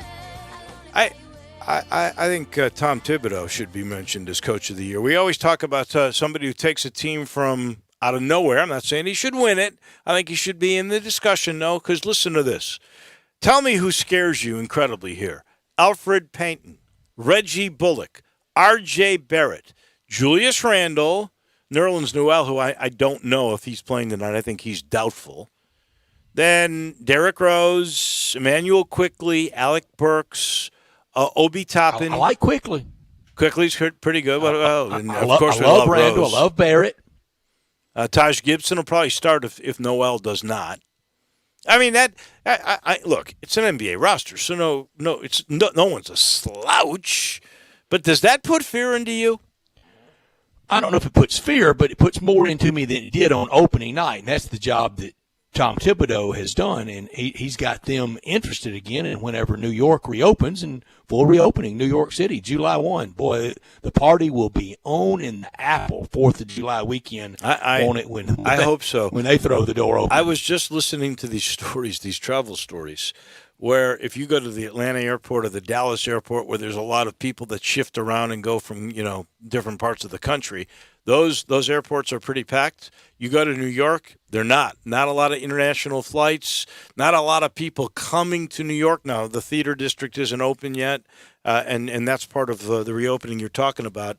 But at this point, yesterday it's was busiest crazy. day at LAX since last year, since last March. LA, in 14 LA. months. That's good news. It was not that way from the stories that I was listening to over the last couple of weeks in New York City. But let's hope we get there. And if they do reopen, obviously there are going to be more tourists that will be coming, so that airport will get more business. The Knicks for are sure. 14 and 17 on the road, and the Grizzlies aren't very good at home. So the great pregame tease, Dave, something's got to give. Well, bottom line is the Grizzlies have to really win these home games. They're under 500 at home. Here's a team they're favored to beat tonight, and part of that is because this is a situation where, you know what, it's not must win yet, but you're getting to the point where it is almost must win against a team you're favored at home against Eastern Conference that, they're frankly surprises. They're in a bit of a hot streak, but you gotta quit messing around. Does Jaren Jackson Jr. start tonight? He should. I mean, it's time, and you mentioned it earlier, and I agree with you. I don't think they will miss out on the playoffs. I think they'll do enough to at least be, at worst, the 10. But if they don't, I think that makes selling next year's hope, next year we're back, a little more difficult. I agree. Than kind of priming the tank a little bit with even if it's a brief flirtation with the playoffs. Well, here's what we've said all year long. We never expected this, right? Nobody thought this team would move along as quickly. There was certainly, to be a playoff team, you were still missing one or two more pieces. You were going to get through the draft because you were not going to be a playoff team this year. You were probably going to be a lottery team. Well, that was evaporated early on. So now we're way ahead of the schedule. It as I've complained, it didn't seem like it was that important to really win games, to try to get to that sixth position to win a series. There were other things on their schedule of the way they were going to do things that seemed to be, more important. But here's where they did miss it, is that you were going, this team is pretty darn good. Wait till Winslow is ingratiated. Wait till Jaren comes back, right? And that was all. Might make some noise. Yes. Yeah. But now, if they come back and there's chemistry issues, real quiet on the noise front. Well, wait. What are you doing for next year? You're not doing that much next year unless you're making major trades, which we don't know about. So that hope that you mentioned, that's really out the window. That could evaporate. Yeah. That's not a good sign. This portion of the show is brought to you by the Spirit Shop. Maybe you have evaporated your supply over the weekend. I got a place to go get it. Poplar and St. Nick. I actually went there yesterday. I went there on a Sunday, and I was asking, I love talking spirits and the new things that are coming. What's a real bargain now that you think in a couple of years it's going to be great? And this was just one of the workers there. The Connor family wasn't there yesterday, and he just helped me out. Whether it's the Connor family, everybody there has a passion for telling you and educating you about spirits. There's more stuff in there you wouldn't believe. Go see my friends Restock. When it's time for spirits, accessories, beer of any kind, they got it all. Trust me. Right there at Poplar and St. Nick. Tell them we sent you. Head to see my guys at the Spirit Shop. That is 2 hours in the book. Wow, where did they go? Very quickly. They have just, I guess the word we're using today is evaporated. David Bartoo, though, he is coming your way next. We'll talk more about the NFL draft and a whole lot more from CFB Matrix. Dave Bartoo is right around the corner.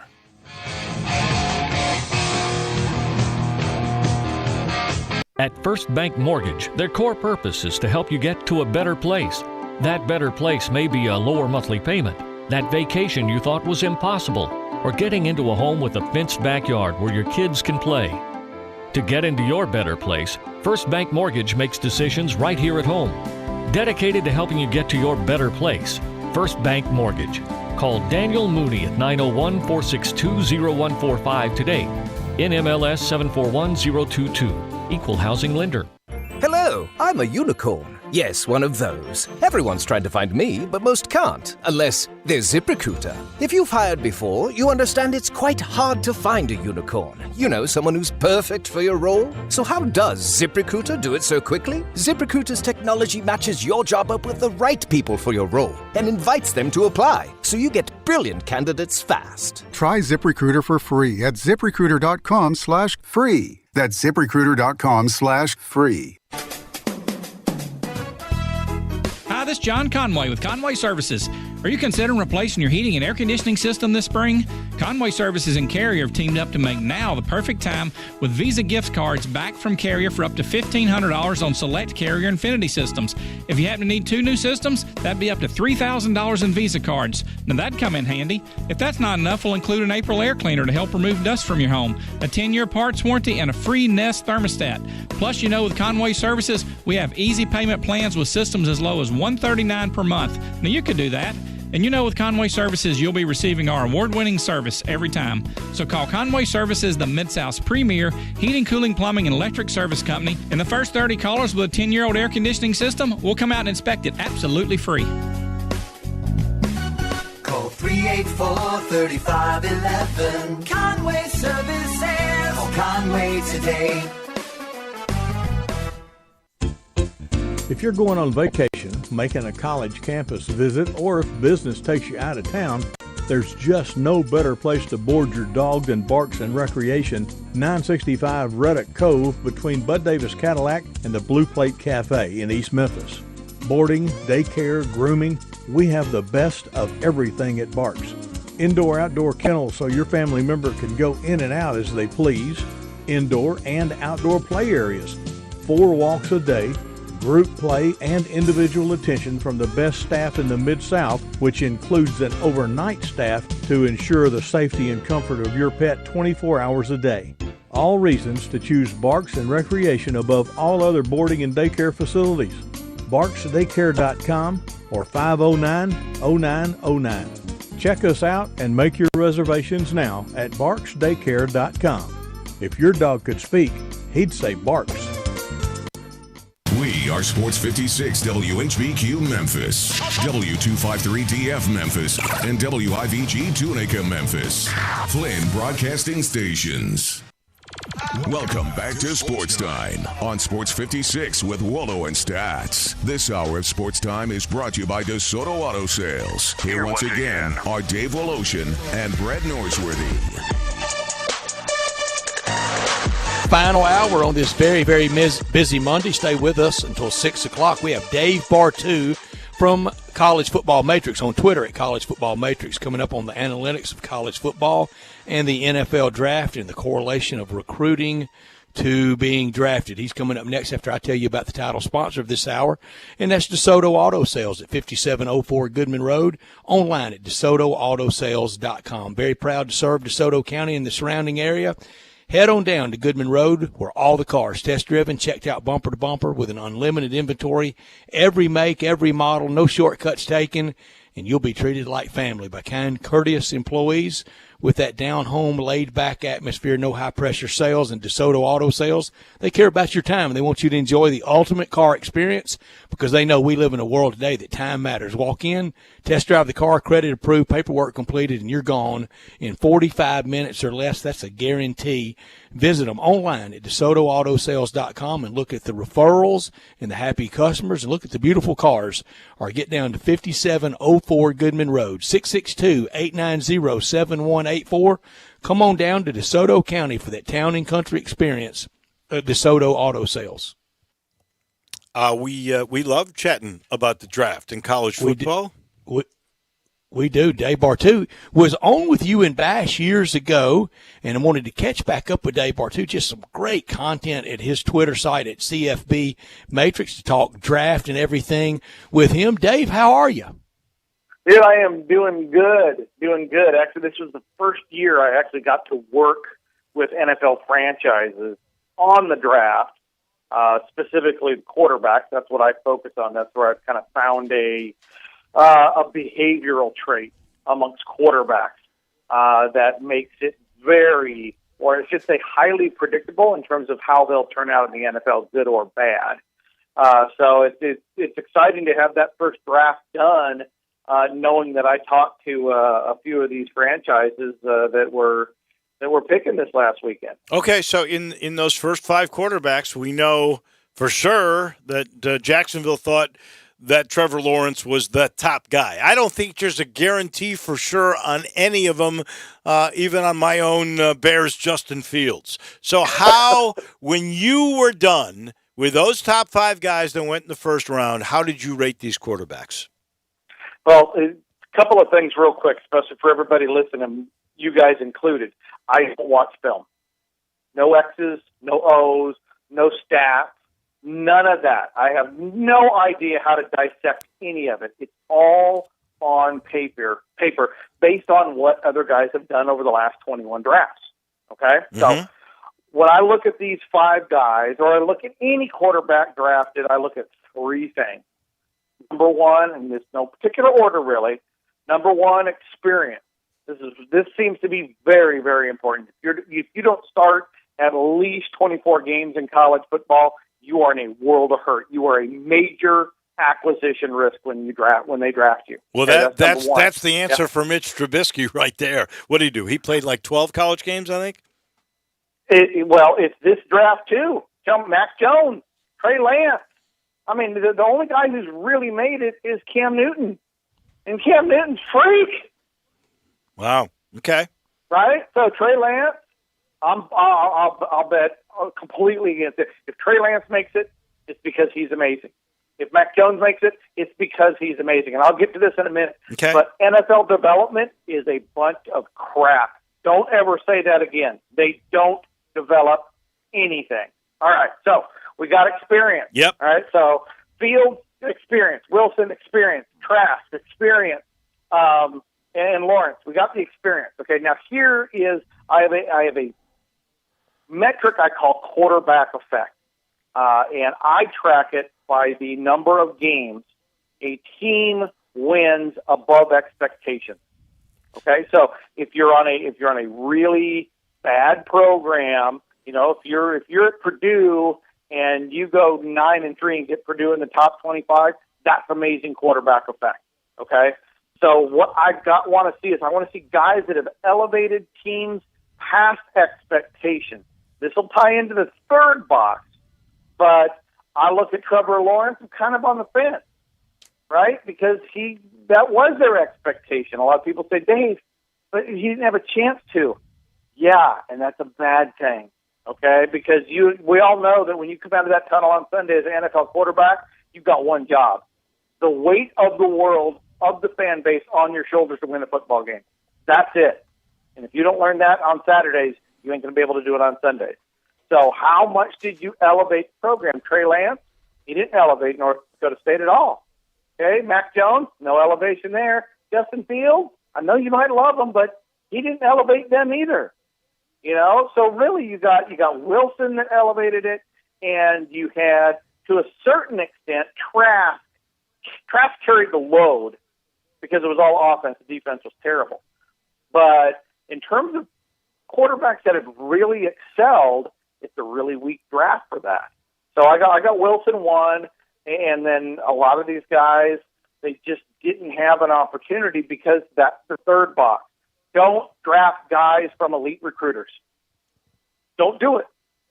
There's really only been 3 guys that have made it without significant quarterback effect that made it in the NFL from an elite recruiter. And you guys probably talked about this the last couple of weeks, like, people are hard on Mac Jones because he's coming from Alabama. Because Alabama hasn't produced a really good quarterback. People are hard on Justin Fields because Ohio State hasn't produced a really good quarterback. No, top 10 recruiters don't produce crap. Okay? I mean, there's the exception about once every 7 years. You got Carson Palmer from USC. You got Stafford from Georgia. And that's about it. So right? when you say avoid elite recruits, you mean the schools that are able to recruit the higher elite places. So right. Spencer Rattler for next year, should we pay no attention to whatever he does at OU in relation to being drafted? I'll bet against his NFL career with you right now. Wow. Well, I got to ask you then, one that's near and dear to me, Matt Corral at Ole Miss. You tell me. No, you tell me. I just told you. I told you how to. And folks, when you're listening, this is so accurate. Over the last 21 drafts, not including this year, over the last 21 drafts, guys who don't check the box, there have been 67 guys drafted that don't check the box. 61 of them bust. Wow, 6 made it, and that's it. 6 made it. Now, so I am a little unclear. Let's go back with Corral. Corral has he was considered an elite quarterback recruit. He was, but he didn't. Let's say, and I mean not to disparage Ole Miss here. So please, Rep fans, don't hate me for this. We disparage everybody. But we're hate on this show. We're not saying Ole Miss is basically quarterback you, right? So I'm confused there. Where do you place Corral in that? Well, okay. Well, so the elite recruiting is he surrounded by elite recruited talent? Okay. He's not. Right? He has to go win football games. Yeah. All right. Is he going to start? If he stays healthy, is he going to start more than 24 games? You bet. Now, if Ole Miss goes 6-6, if Ole Miss goes 5-7, maybe if Ole Miss goes 4-8, really tanks, he doesn't elevate the team. No, let's take him off the list. Right. But if Ole Miss exceeded expectations this year. If he leads them to 8-4, 9-3, borderline top 25 when they shouldn't be there, Gotcha. They got the experience. Boom, you pick him. Okay. That's kind of the Zach Wilson model, isn't it? That is a little bit the Zach Wilson model. It's also the Drew Brees model. It's the Russell Wilson model. It's the Aaron Rodgers model. Think about every quarterback that you can think of that is really good in the NFL, and he'll have these traits. He won't be from an elite program. He'll be a junior, probably a senior, started 24 to 40 games, and the programs he were on, he excelled. The program was above expectations while he was there. So this time last year, and I assume going forward, and I mean this not with the literal definition of it, but you hate Tua, don't you? I don't hate him. He just doesn't check the boxes, so I bet against him. What about Tom Brady, Michigan? Although he was not considered 2000, elite, there were 3 people in that draft that checked all the boxes. Experience, not elite program. Michigan's never been elite. Don't kid yourself. It's not Harbaugh. It's the belief that Michigan is actually really good. Wasn't elite program, and he was +1 game quarterback effect in the games he started. There were 3 guys in that draft that checked all the boxes. He was the second best one in the draft. Let's see. Mahomes what would NFL be from, team? Yeah, Texas Tech wouldn't Texas be elite. Tech. Yeah, it wouldn't be elite. Mayfield, Texas Tech to OU, but it's still to be decided if he's elite or not. Well, in Oklahoma. What about Kyler Murray? Kyler Murray, he is yet to be seen, right? I mean, we don't know. I can't pass judgment on him, but he doesn't check the boxes. He didn't start many games in college, and if he makes it, now the one thing I will say is the first pick in the first round is the number buster. That's the guy. That's Matthew Stafford. That could be Kyler Murray. That could be that is Carson Palmer. There's just something about that first pick in the first round where the guy rarely busts. You really got to blow it. Joe Burrow would it's probably not fair to analyze him yet, but right, yeah, it's not fair to analyze it, and Joe, we may never know with Joe because if the injuries, if he doesn't recover well from the injuries, we may not know. Right. All right, so But based on what you got here, give me and you can go beyond those first round guys. Then how did you grade out these quarterbacks? Oh well, I just from the standpoint of checking the boxes or not. Yes. I think the 3 best risks were Lawrence, Wilson, and Trask. I think your late round value to try to find a backup quarterback, maybe. Okay, this is really stretching it. Would be with Mond and Ian Book. All right, They didn't really do anything special in college. Right. They didn't do anything special in college, but they didn't do anything bad, and they gained a lot of experience. I think that Fields, Jones, and Lance The odds of any one of them turning out well, I have under 5%. I think they're terrible picks, but it's the NFL. You have to make quarterback picks. What I really like is next year's draft. I think there's a lot of diamonds in the rough in 2022.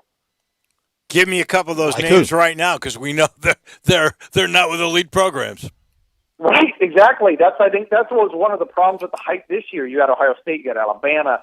You had all these click, click, click, buzz, buzz, buzz brands. Next year, it's going to be Matt Corral out of Ole Miss. You're going to have the kid out of North Carolina, which actually might be a system thing because Phil Longo is pretty damn good.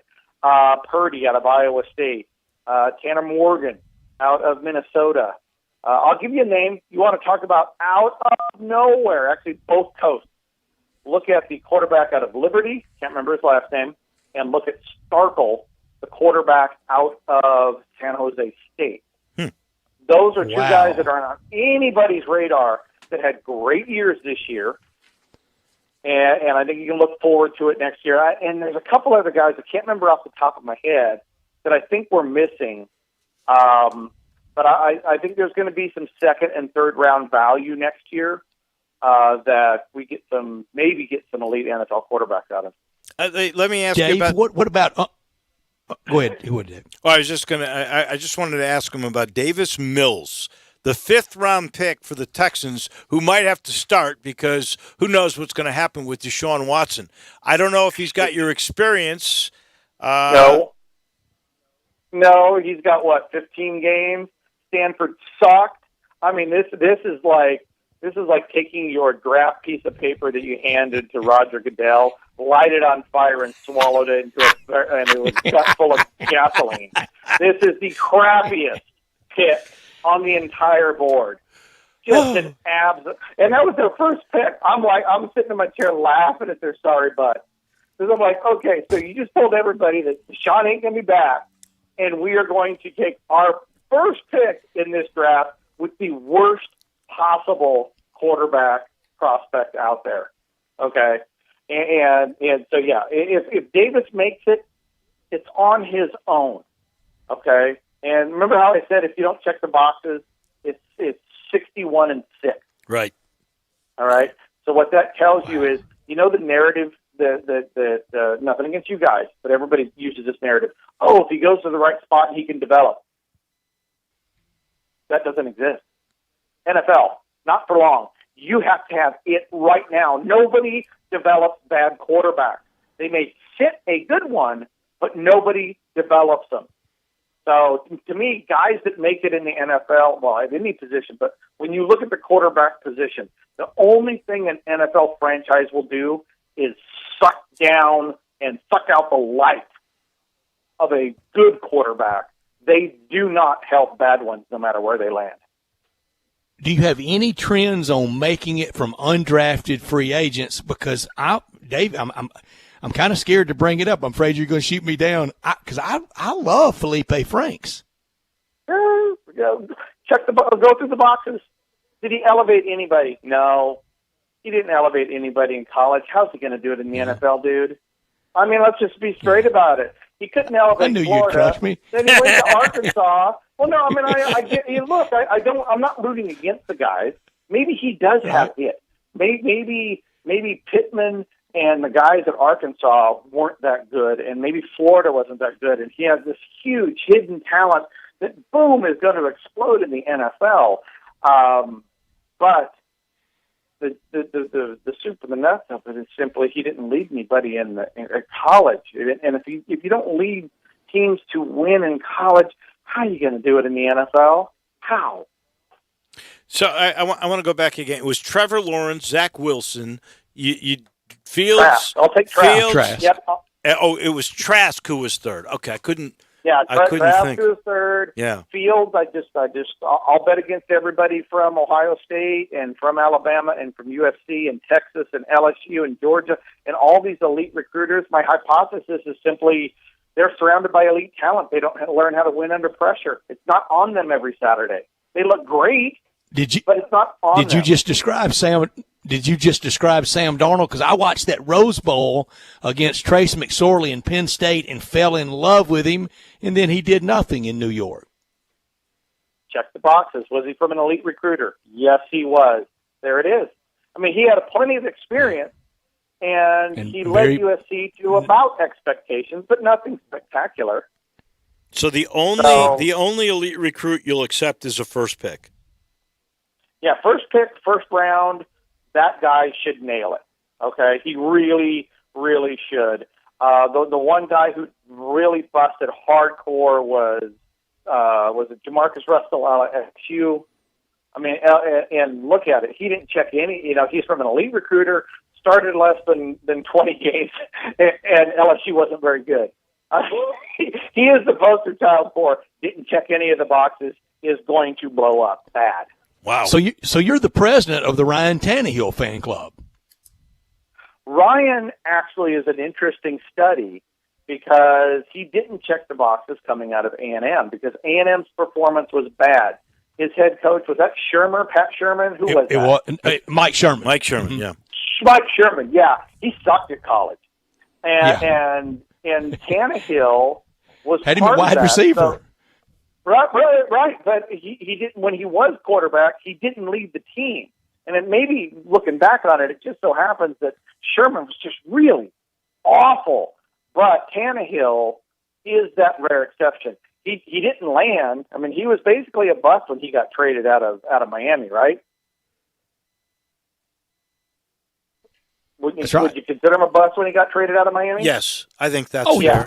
Yeah. Full on. Yeah. No doubt. Right. So, I mean, somehow it was a miracle, and people can say, hey, it was the franchise, it was the process, and maybe that was the case, but that's one out of every 20 years. That's 1 in 100 guys drafted. You can't rely on that, and I'd rather think he figured it out and survived and stuck around long enough to find a good situation rather than the franchise doing it. I don't believe the franchise has worked that hard on developing guys. It's about winning on Sunday and winning right now. We are talking with Dave Bartu from College Football Matrix Analytics and about the draft, and he's got the quarterback and he's got this formula. We've gone over the 3 tangents that make the formula what they make, what it is. Have you got this for other positions too? No, not yet. I mean, I'm on College Football Matrix, not NFL Matrix. I just happened to see the correlation one day. It was in 2014. I haven't looked at other positions, but now that I've been talking to some franchises, I'm actually starting to pull up the numbers on height and weight and school and draft position. And I really want to try to find something for other positions that reduces risk in the draft. And if I can do that for a franchise, reduce risk in their picks, then I'm doing my job. Did you present this theory to NFL GMs? No, they found me. They found you. They found me obviously, on Twitter. Ryan Pace did not come to you because he took Fields. Well, or the Niners didn't go to you because they took with a high pick Lance. Which is fine because I'd have told them to go pound sand because I hate the Niners. No. But in all seriousness, I was found on Twitter talking about it, and there were personnel that found me, and I have a lot of followers that you don't know. I don't even know their ghost accounts. And then all of a sudden it's like, hey, Dave, this is so-and-so. Oh, I've been following you on Twitter. Yeah, what account? Well, a private one. Same thing with agents. I have agents and search companies and all sorts of people. Then they reach out. And it's really cool, though, when they reach out and say, hey, do you got a minute? Sure. I remember the first time NFC East program. I keep saying program, the franchises, right? Right. College football program. I remember reaching out, calling, and it's like, hey, you got a few minutes to talk to me and Coach? And bang, I'm like, yeah, sure. Yeah, no problem. I didn't even know who it was. I was like, yeah, sure. I talk to football stuff all the time. And all of a sudden it's like, well, we're with the blank team, and Coach Blank is here in the room. And you hear him say, hey, Dave, we've been following you. Tell us all about not drafting quarterbacks this year. Holy crap. This is cool. So Great story. All right, so give us. Yeah. So give us your May 3rd on a Monday afternoon in Memphis. Who's going to be the team to beat in college football? Who's going to be the summertime darling? Who's going to be the summertime? Oh, come on, man. I mean, it's just Alabama's world, and we're all just watching them play football games, right? I mean, it is what it is right now from that standpoint. But if you want to figure out, I have boxes that needed to be checked as well for national championship contention. And every national title winner of the last 21, okay, so this century, every single one of them shares a common trait, okay? And I came up with this 15 years ago, and people are just starting to now talk about it. But number one, got to be a top 10 recruiter over the last 4 years, period, okay? Got to be a top 10 recruiter over the last 4 years. And one of those classes has to be, two of those classes have to be top 10, one top 15, one top 25. All right, so you have the recruiting part. You need to have an offensive and defensive coordinator that in our system is graded a B or better for their career. So you have to have good offensive and defensive coordinators. And the last piece is how well did you do last year? Because no team has won a national title after not being top 25 in scoring efficiency the previous year. How far back do you go on this? What do you mean? 21 years. It's 21 years. 21 years. Okay, I'm sorry. 21 years. I missed that. 21 years. So the group of teams that I have. So Texas didn't win it against Sark's first year. Yeah. The group of teams that I have winning it all each year based on those criteria is 5 teams or less. 5 teams or less. That's all that competes for. Now, it does change. You know, I had Florida State in there when they won it. I had Auburn in there when they won it. You know, but it's a really, really small group. Most people that predict this stuff, they'll give you that group. Doesn't that make you laugh? Oh, here are these 15 teams that are in it for the national title this year. Bro, that's like a quarter of the team. That's not a prediction. That's like throwing crap against the wall and hoping it sticks. You're going to give me 5. I don't have that done. You're going to, okay, here's your tease. You got to have me back on. Yeah, oh no, we will. No, we will. We like this. You got to have me back on, so we got to talk about that. No question. Talk about why the AAC is getting screwed on recruiting rankings. Wow! And I'll tell you. I'll tell you what. I will be able to tell you next why Monday at 5. Memphis and UCF and Houston and Tulane and Cincinnati. When we do this again next week or the week after, everybody listen, I'm going to present my argument to the judge and jury that the AAC is getting screwed on recruiting rankings because they're not Power 5. Man, you're singing. What a tease! You're next Monday singing my song, brother. Dave Bartu, book it. How's that? Check better be in the mail, dude.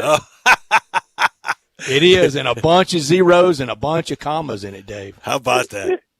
Thank you, Dave. That is really interesting. Thank you, man. Your quarterback stuff is really intriguing, and all this other stuff. Can't wait to chat with you about that, really.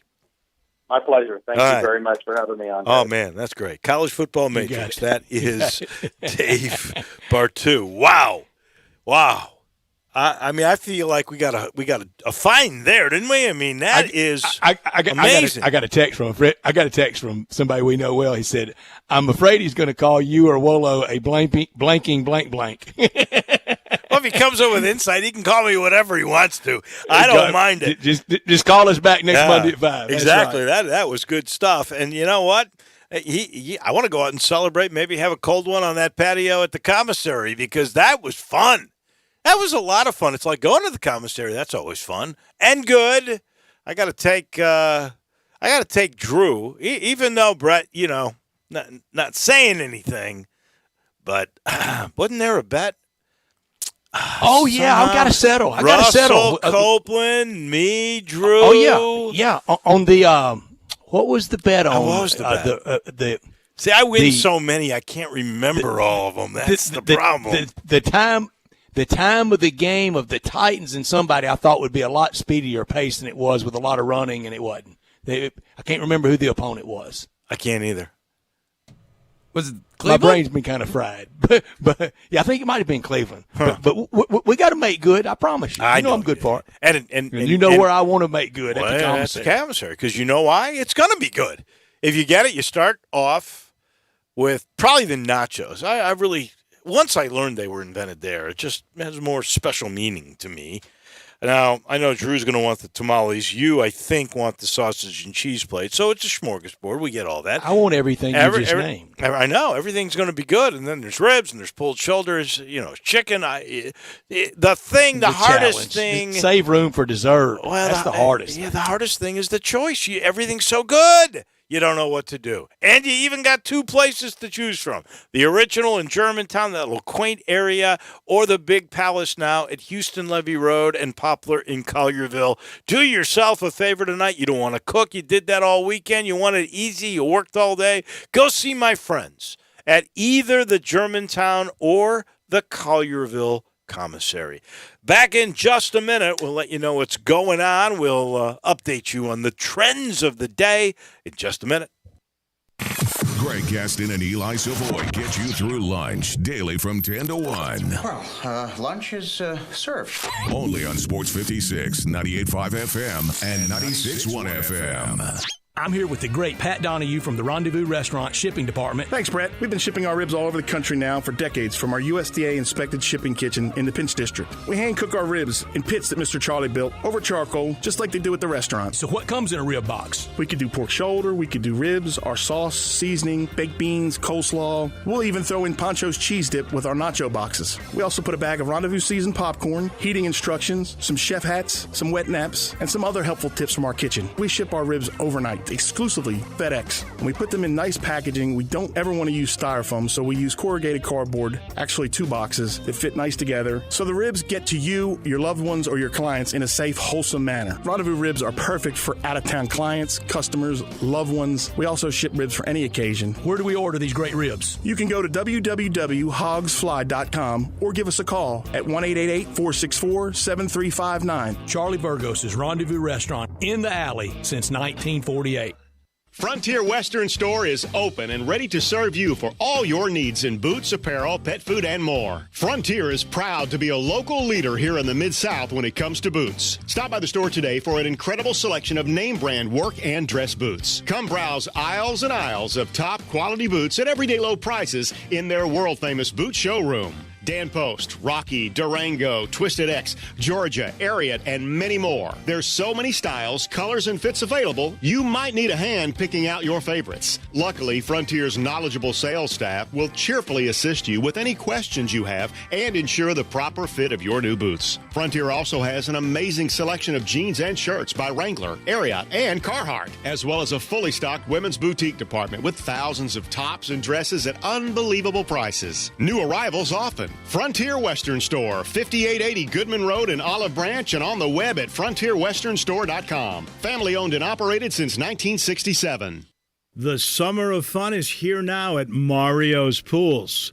Hi, everybody. This is Dave Woloshin from Mario's Pools on Exeter Road. That beautiful pool, well, it just doesn't happen. So call Mario, and his team will be right there to guide you every step of the way if you want to do it yourself, or they'll do it for you. If you need a replacement pool liner, Mario has the best price against all the major competitors, and by the way, the best selection. Call Mario's Pools, easy, 552-3399. That's 552-3399, or just walk in, so easy, in Germantown on Exeter Road. The great thing about Mario is he always takes that extra step. He gets to know you and your pool. He'll do everything he can to make it perfect. Mario's has an A rating with the Better Business Bureau. You can check out the reviews on Facebook. Don't be a slave to your pool. Call Mario Pools today, 552-3399. Welcome back to Sports Time on Sports 56 with Wallo and Stats. This hour of Sports Time is brought to you by DeSoto Auto Sales. Here once again are Dave Woloshin and Brett Norsworthy.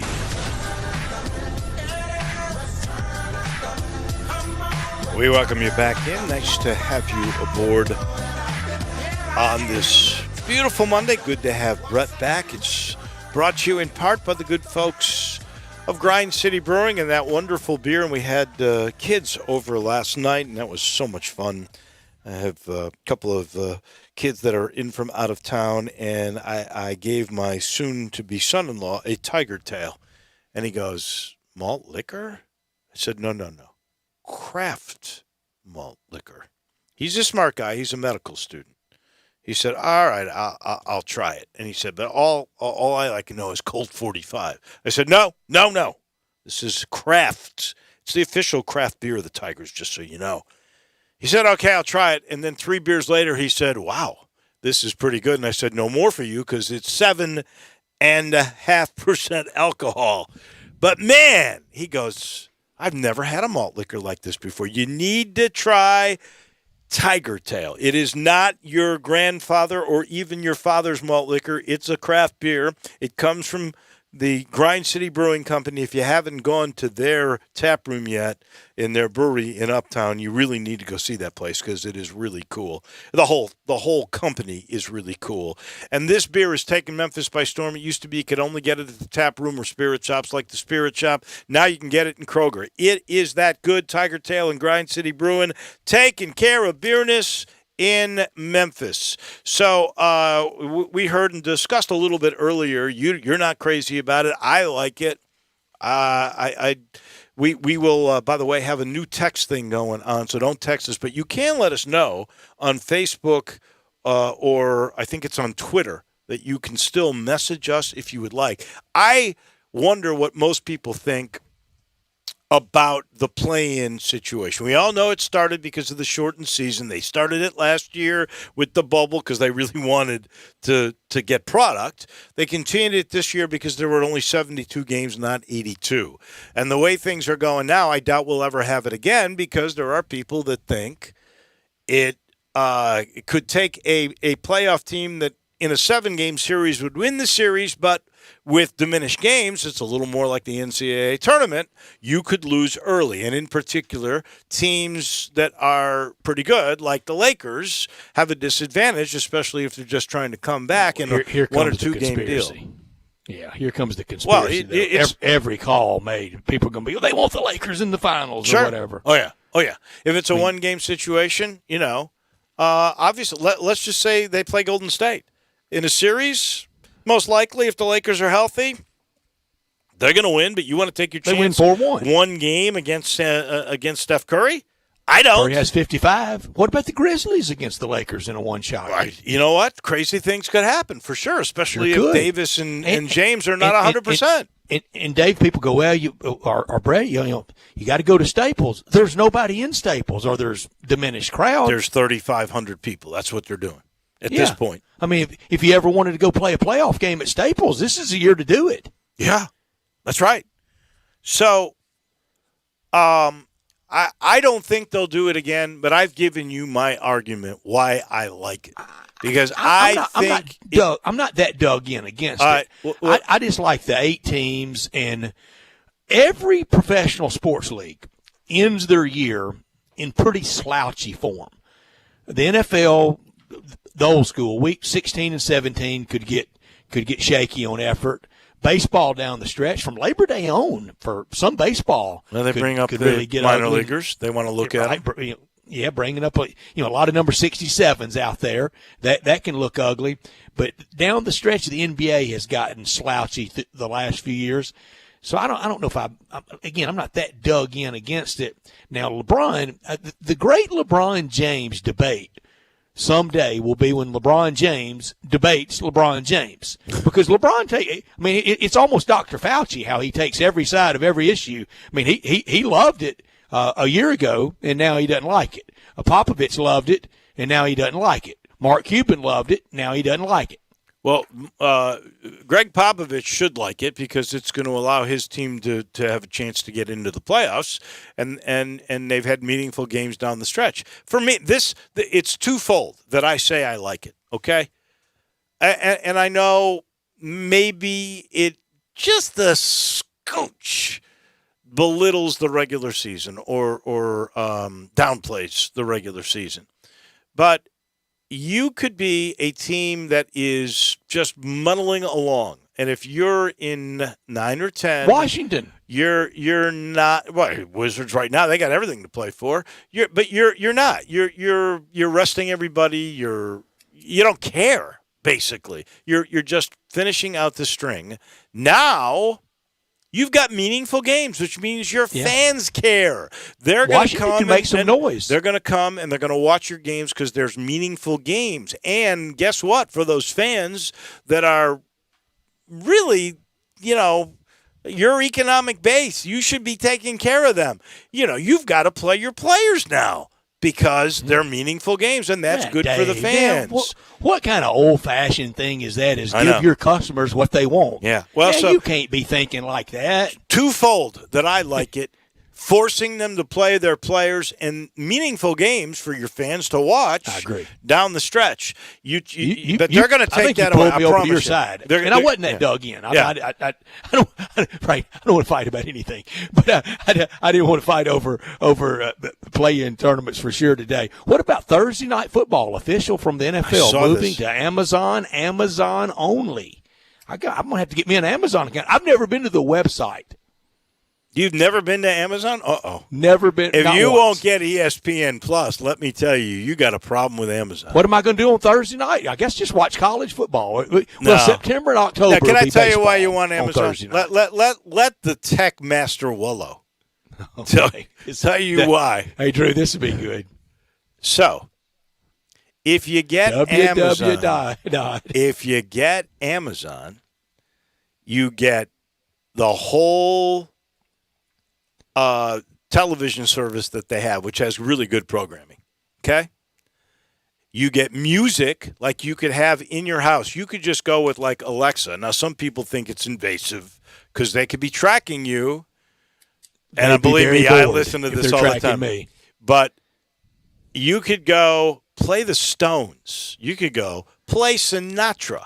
What? And you don't have to pay extra because you've got Amazon Prime. Can I incorporate my iTunes through that I already have? I don't know. That's a good question. Those are two different companies. Okay. Right. Can't quite do that. Thank you, Drew. Boy, Drew dropped a house on his bet like Dave Bartu did. Normally, you'd have to pay for that service. You don't. It's free. You're getting the video service, which will get you all the NFL games, and they're going to do more sports with time. And the third and the best part is, if you get anything delivered from Amazon, which you should, it makes it. You can even do grocery shopping.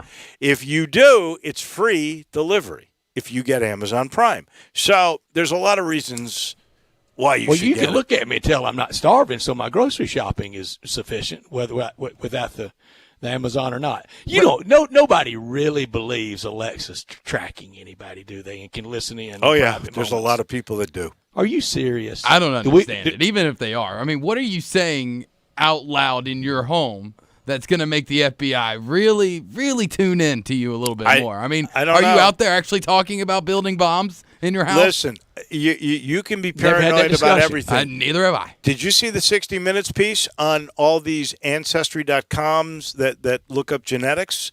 The Chinese are trying to buy all that information so they know everything about everybody's origins. Again, they would be very, very bored in finding out anything about me. They would know more than I know if they knew about my genetics. I have no idea where my lineage comes from or hails from. Well, I just want to let you know those things are out there, but I think you need to spend the. I wonder who will be the Amazon money. NFL team. Will they go with established names? Now, you know what? They'll probably bring in their own talent.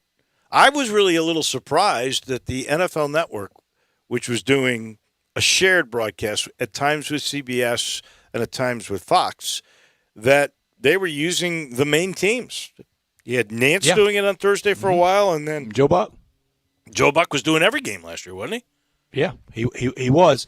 So like, will sports bars, will they have the Amazon on? Will they have Thursday Night Football on in sports bars? I imagine they would pay for that because that's a draw for people to come and drink, and they will have to pay extra for that, I would suspect. Look, Amazon's doing it just to get more people to buy Amazon. That's the bottom Well, line. yeah, sure. I mean, with the if number you'll one recall- product in TV. Look at the ratings from the draft. When ESPN went to ESPN2, about, I'm going to say 6 to 8 months into the experiment, they decided to put Duke, North Carolina on ESPN2. Uh-huh. And there was one simple reason for it. They wanted people to buy ESPN2. They wanted, I shouldn't say people, they wanted systems to put in ESPN2 on their cable systems then. Now streaming's a whole different ballgame. But the point was to have leverage with this programming to make these cable systems make ESPN2 available because ESPN wanted that platform. And you know what? It worked. This is going to work for Amazon too. Funny how that ends up playing out for sure. But that's the whole point, and I suspect it will be very, very successful. It will be about as successful as my friend Sheldon Rosengarten. You know, you want to talk about real estate. They say when you want the job done, you call Sheldon. That's Sheldon Rosengarten, Mark Spensdorf. The hottest new listing that he and Kelly Erb have just placed on the market. They did it right as we were talking on Thursday or Friday last week.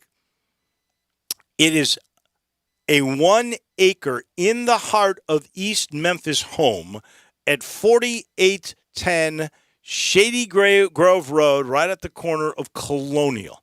Why is it hot? Well, it's in an area of much more expensive homes, and it's a classic.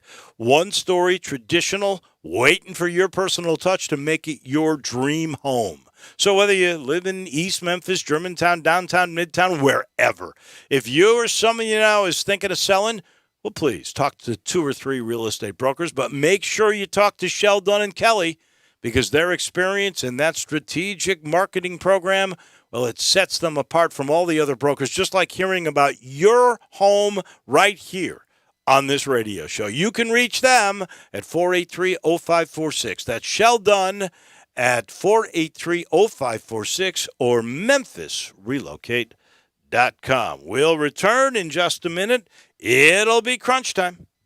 Broadcasting from the Family Leisure Studio.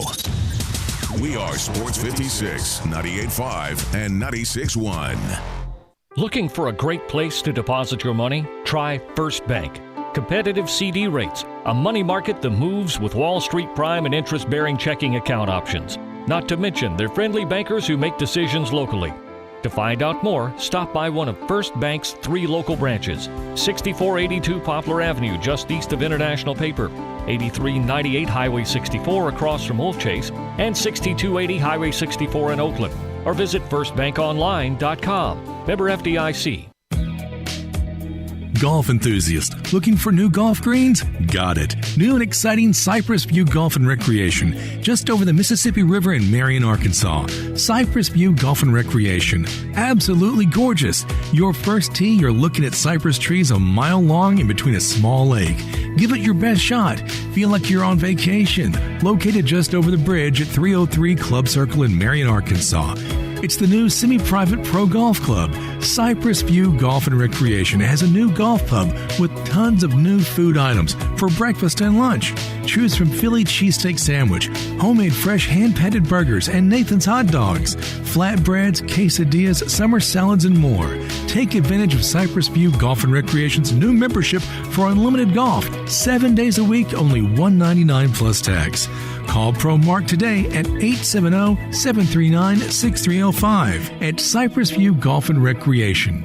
I'm Gary York. I'm the service director at Lexus in Memphis. Our service department wants to be more than just a place where you get your oil changed. We do glass repair, windshield replacement, recalibration of your camera and sonar systems, even wheel repair, tire replacement, all the things you would expect from a luxury automotive dealer. Please check out our website. You can schedule your appointment, check out our specials, hours of operation, or if you'd like to do it in person, please reach out to one of our associates at 901-271-5199. Looking for a great place to deposit your money? Try First Bank. Competitive CD rates, a money market that moves with Wall Street prime and interest-bearing checking account options. Not to mention their friendly bankers who make decisions locally. To find out more, stop by one of First Bank's 3 local branches: 6482 Poplar Avenue, just east of International Paper, 8398 Highway 64 across from Wolf Chase, and 6280 Highway 64 in Oakland.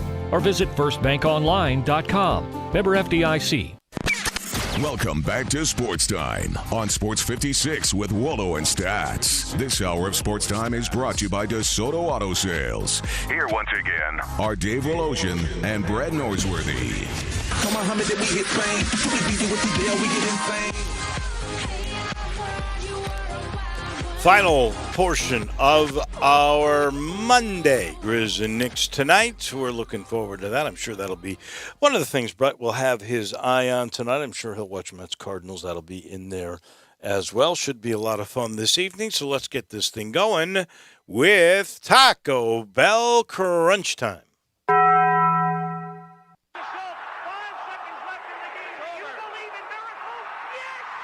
crazy, folks! Go crazy! This is for all the biggest crunch time. You are looking live. In your life have you seen anything like that? Boop! You. What's happening, big dog? How you doing? It's obviously crunch time. Hammer, nail, coffin. This baby is over. On 1, on 2, on 3. Hey! Time for Taco Bell Crunch Time. Taco Bell, home of the crispy tortilla chips, topped with a double portion of either seasoned beef or shredded chicken, plus refried beans, nacho cheese sauce, reduced fat sour cream, guacamole, and a 3-cheese blend. Nachos Bel Grande, heaping portion of chips, topped with ground beef, tomatoes, beans, nacho cheese sauce, and a dollop of sour cream. Taco Bell, home to great food you get on your way home real fast, and they bring you crunch time every day. Dave, one of the many things that I've learned and had crystallized to me over the last 7 weeks, that sports is one of the things that ties you together as a family. In good times and bad, it's the bind that always ties. It's the magic elixir. It's the balm. It's the tonic for me. At any point, good times or bad, low points are lost in my life, I've always turned to sports. I will again now. It's the escape. It's the release for me. And that's why I'm a stick-to-sports guy, and I'm glad to be back talking about sports. Glad you are back with us. That is for sure. I learned just a few minutes ago from the FedEx player tracker that the Grizzlies sent out, in the last game against the Knicks, Desmond Bane played 23 minutes, traveled 1.7 miles at an average speed of 4.16 miles per hour. So it got me to thinking, if he's doing that, what do you think John Morant is traveling at? 7 or 8 miles? He may be violating some speed laws. He could get a ticket. Or if Bane goes at 1.7 miles in a game, add a few more minutes and play on both sides of the court like Dylan Brooks does, wow. Or Kyle Anderson, for that matter. They're probably doing 3 miles per night in a basketball game. I could have done without. I was shocked by where Kenneth Gainwell went in the draft. I think he will be a great pro. There was a time that Kenneth Gainwell would have been maybe a first-round pick. There was a time that Najee Harris would have been a top 10 pick, but we know how running backs are thought of. But wherever you were drafted, whatever position, whether you're Mac Jones or you're Kenneth Gainwell, if you don't like where you were drafted, go show them. It's what drove Tom Brady forever. Aaron Rodgers, it drove him with that draft day drop he had that year. And Tom Brady, he once went 199th. T. Martin went ahead of Tom Brady. Sure. T. Martin's son was drafted in this draft. So in a draft that featured T. Martin going ahead of Tom Brady, now Amari Rodgers, the Clemson player, T. Martin's son, will be playing in the NFL with Tom Brady. You know, I sit here and think Kenny Gainwell goes, in my mind, third round if he does not opt out.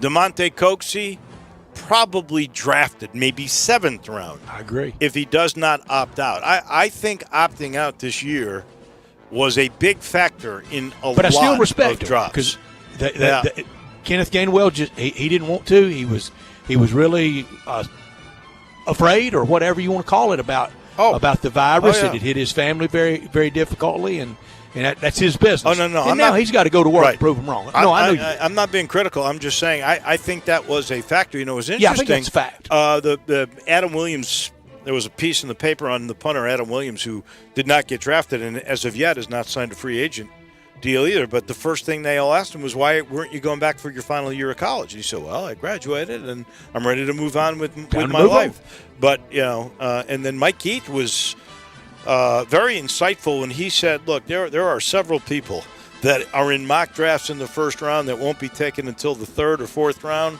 You know why? Because they are redlined by doctors and that information cannot be let out.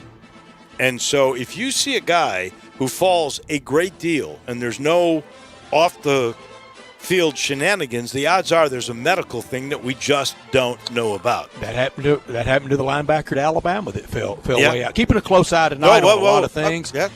I'm sorry, Dave. That's I'm okay. sorry. That's okay. I was just I could have done without, talking about medical, I could have clearly have done without these two stories. The Dodgers starter, Dustin May, one of the game's brightest young pitchers, Tommy John surgery to repair a damaged ulnar collateral ligament. So he's gone for a year and a half. And the White Sox just announced that their center fielder, Louis Robert, grade 3 strain of the hip flexor, complete tear.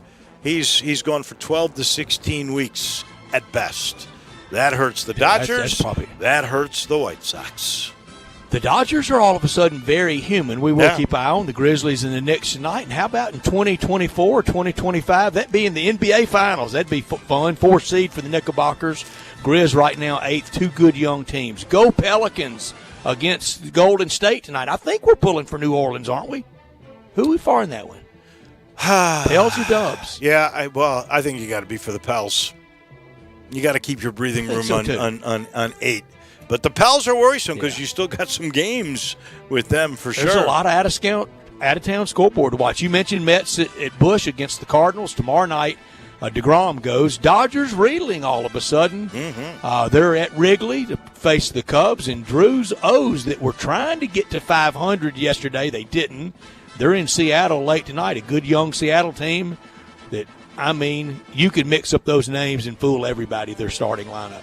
Nobody knows those guys. There's a bunch of teams like that. Who would have thought that the San Francisco Giants would be sitting on top of the West right now? Nobody would have thought that. This was a rebuild year. It's pretty compacted in baseball. And the Royals? Only a few teams out. Yeah. Mike Matheny. I said Mike Matheny would be good in his next stop. You did. Mike Matheny is a baseball guy. He really is. We knew that when he was a catcher here. We could have told you all about that. This was fun today. We'll do it again tomorrow, ladies and gentlemen. First, let us thank Ted Butler. It's always good to chat with the teacher of the city of Memphis. Who knew he was one of the first people, along with the Darkies, that brought to the marketplace club fitting. And this is back in the 70s he was doing it. We got to thank David Cobb. Glad he was back in town for a little bit. Bruce Marshall, a rare Monday appearance. And then Dave Bartu, I think, stole the show with his formula on quarterbacks as far as he's concerned. Forget about Fields, Jones, and Lance. No. Lawrence, Wilson, and Trask. Those will be the quarterbacks in the future. We'll do this again tomorrow. Have a great night, everybody. Hi, this is Troy Five Ash, owner of Five Ash Reef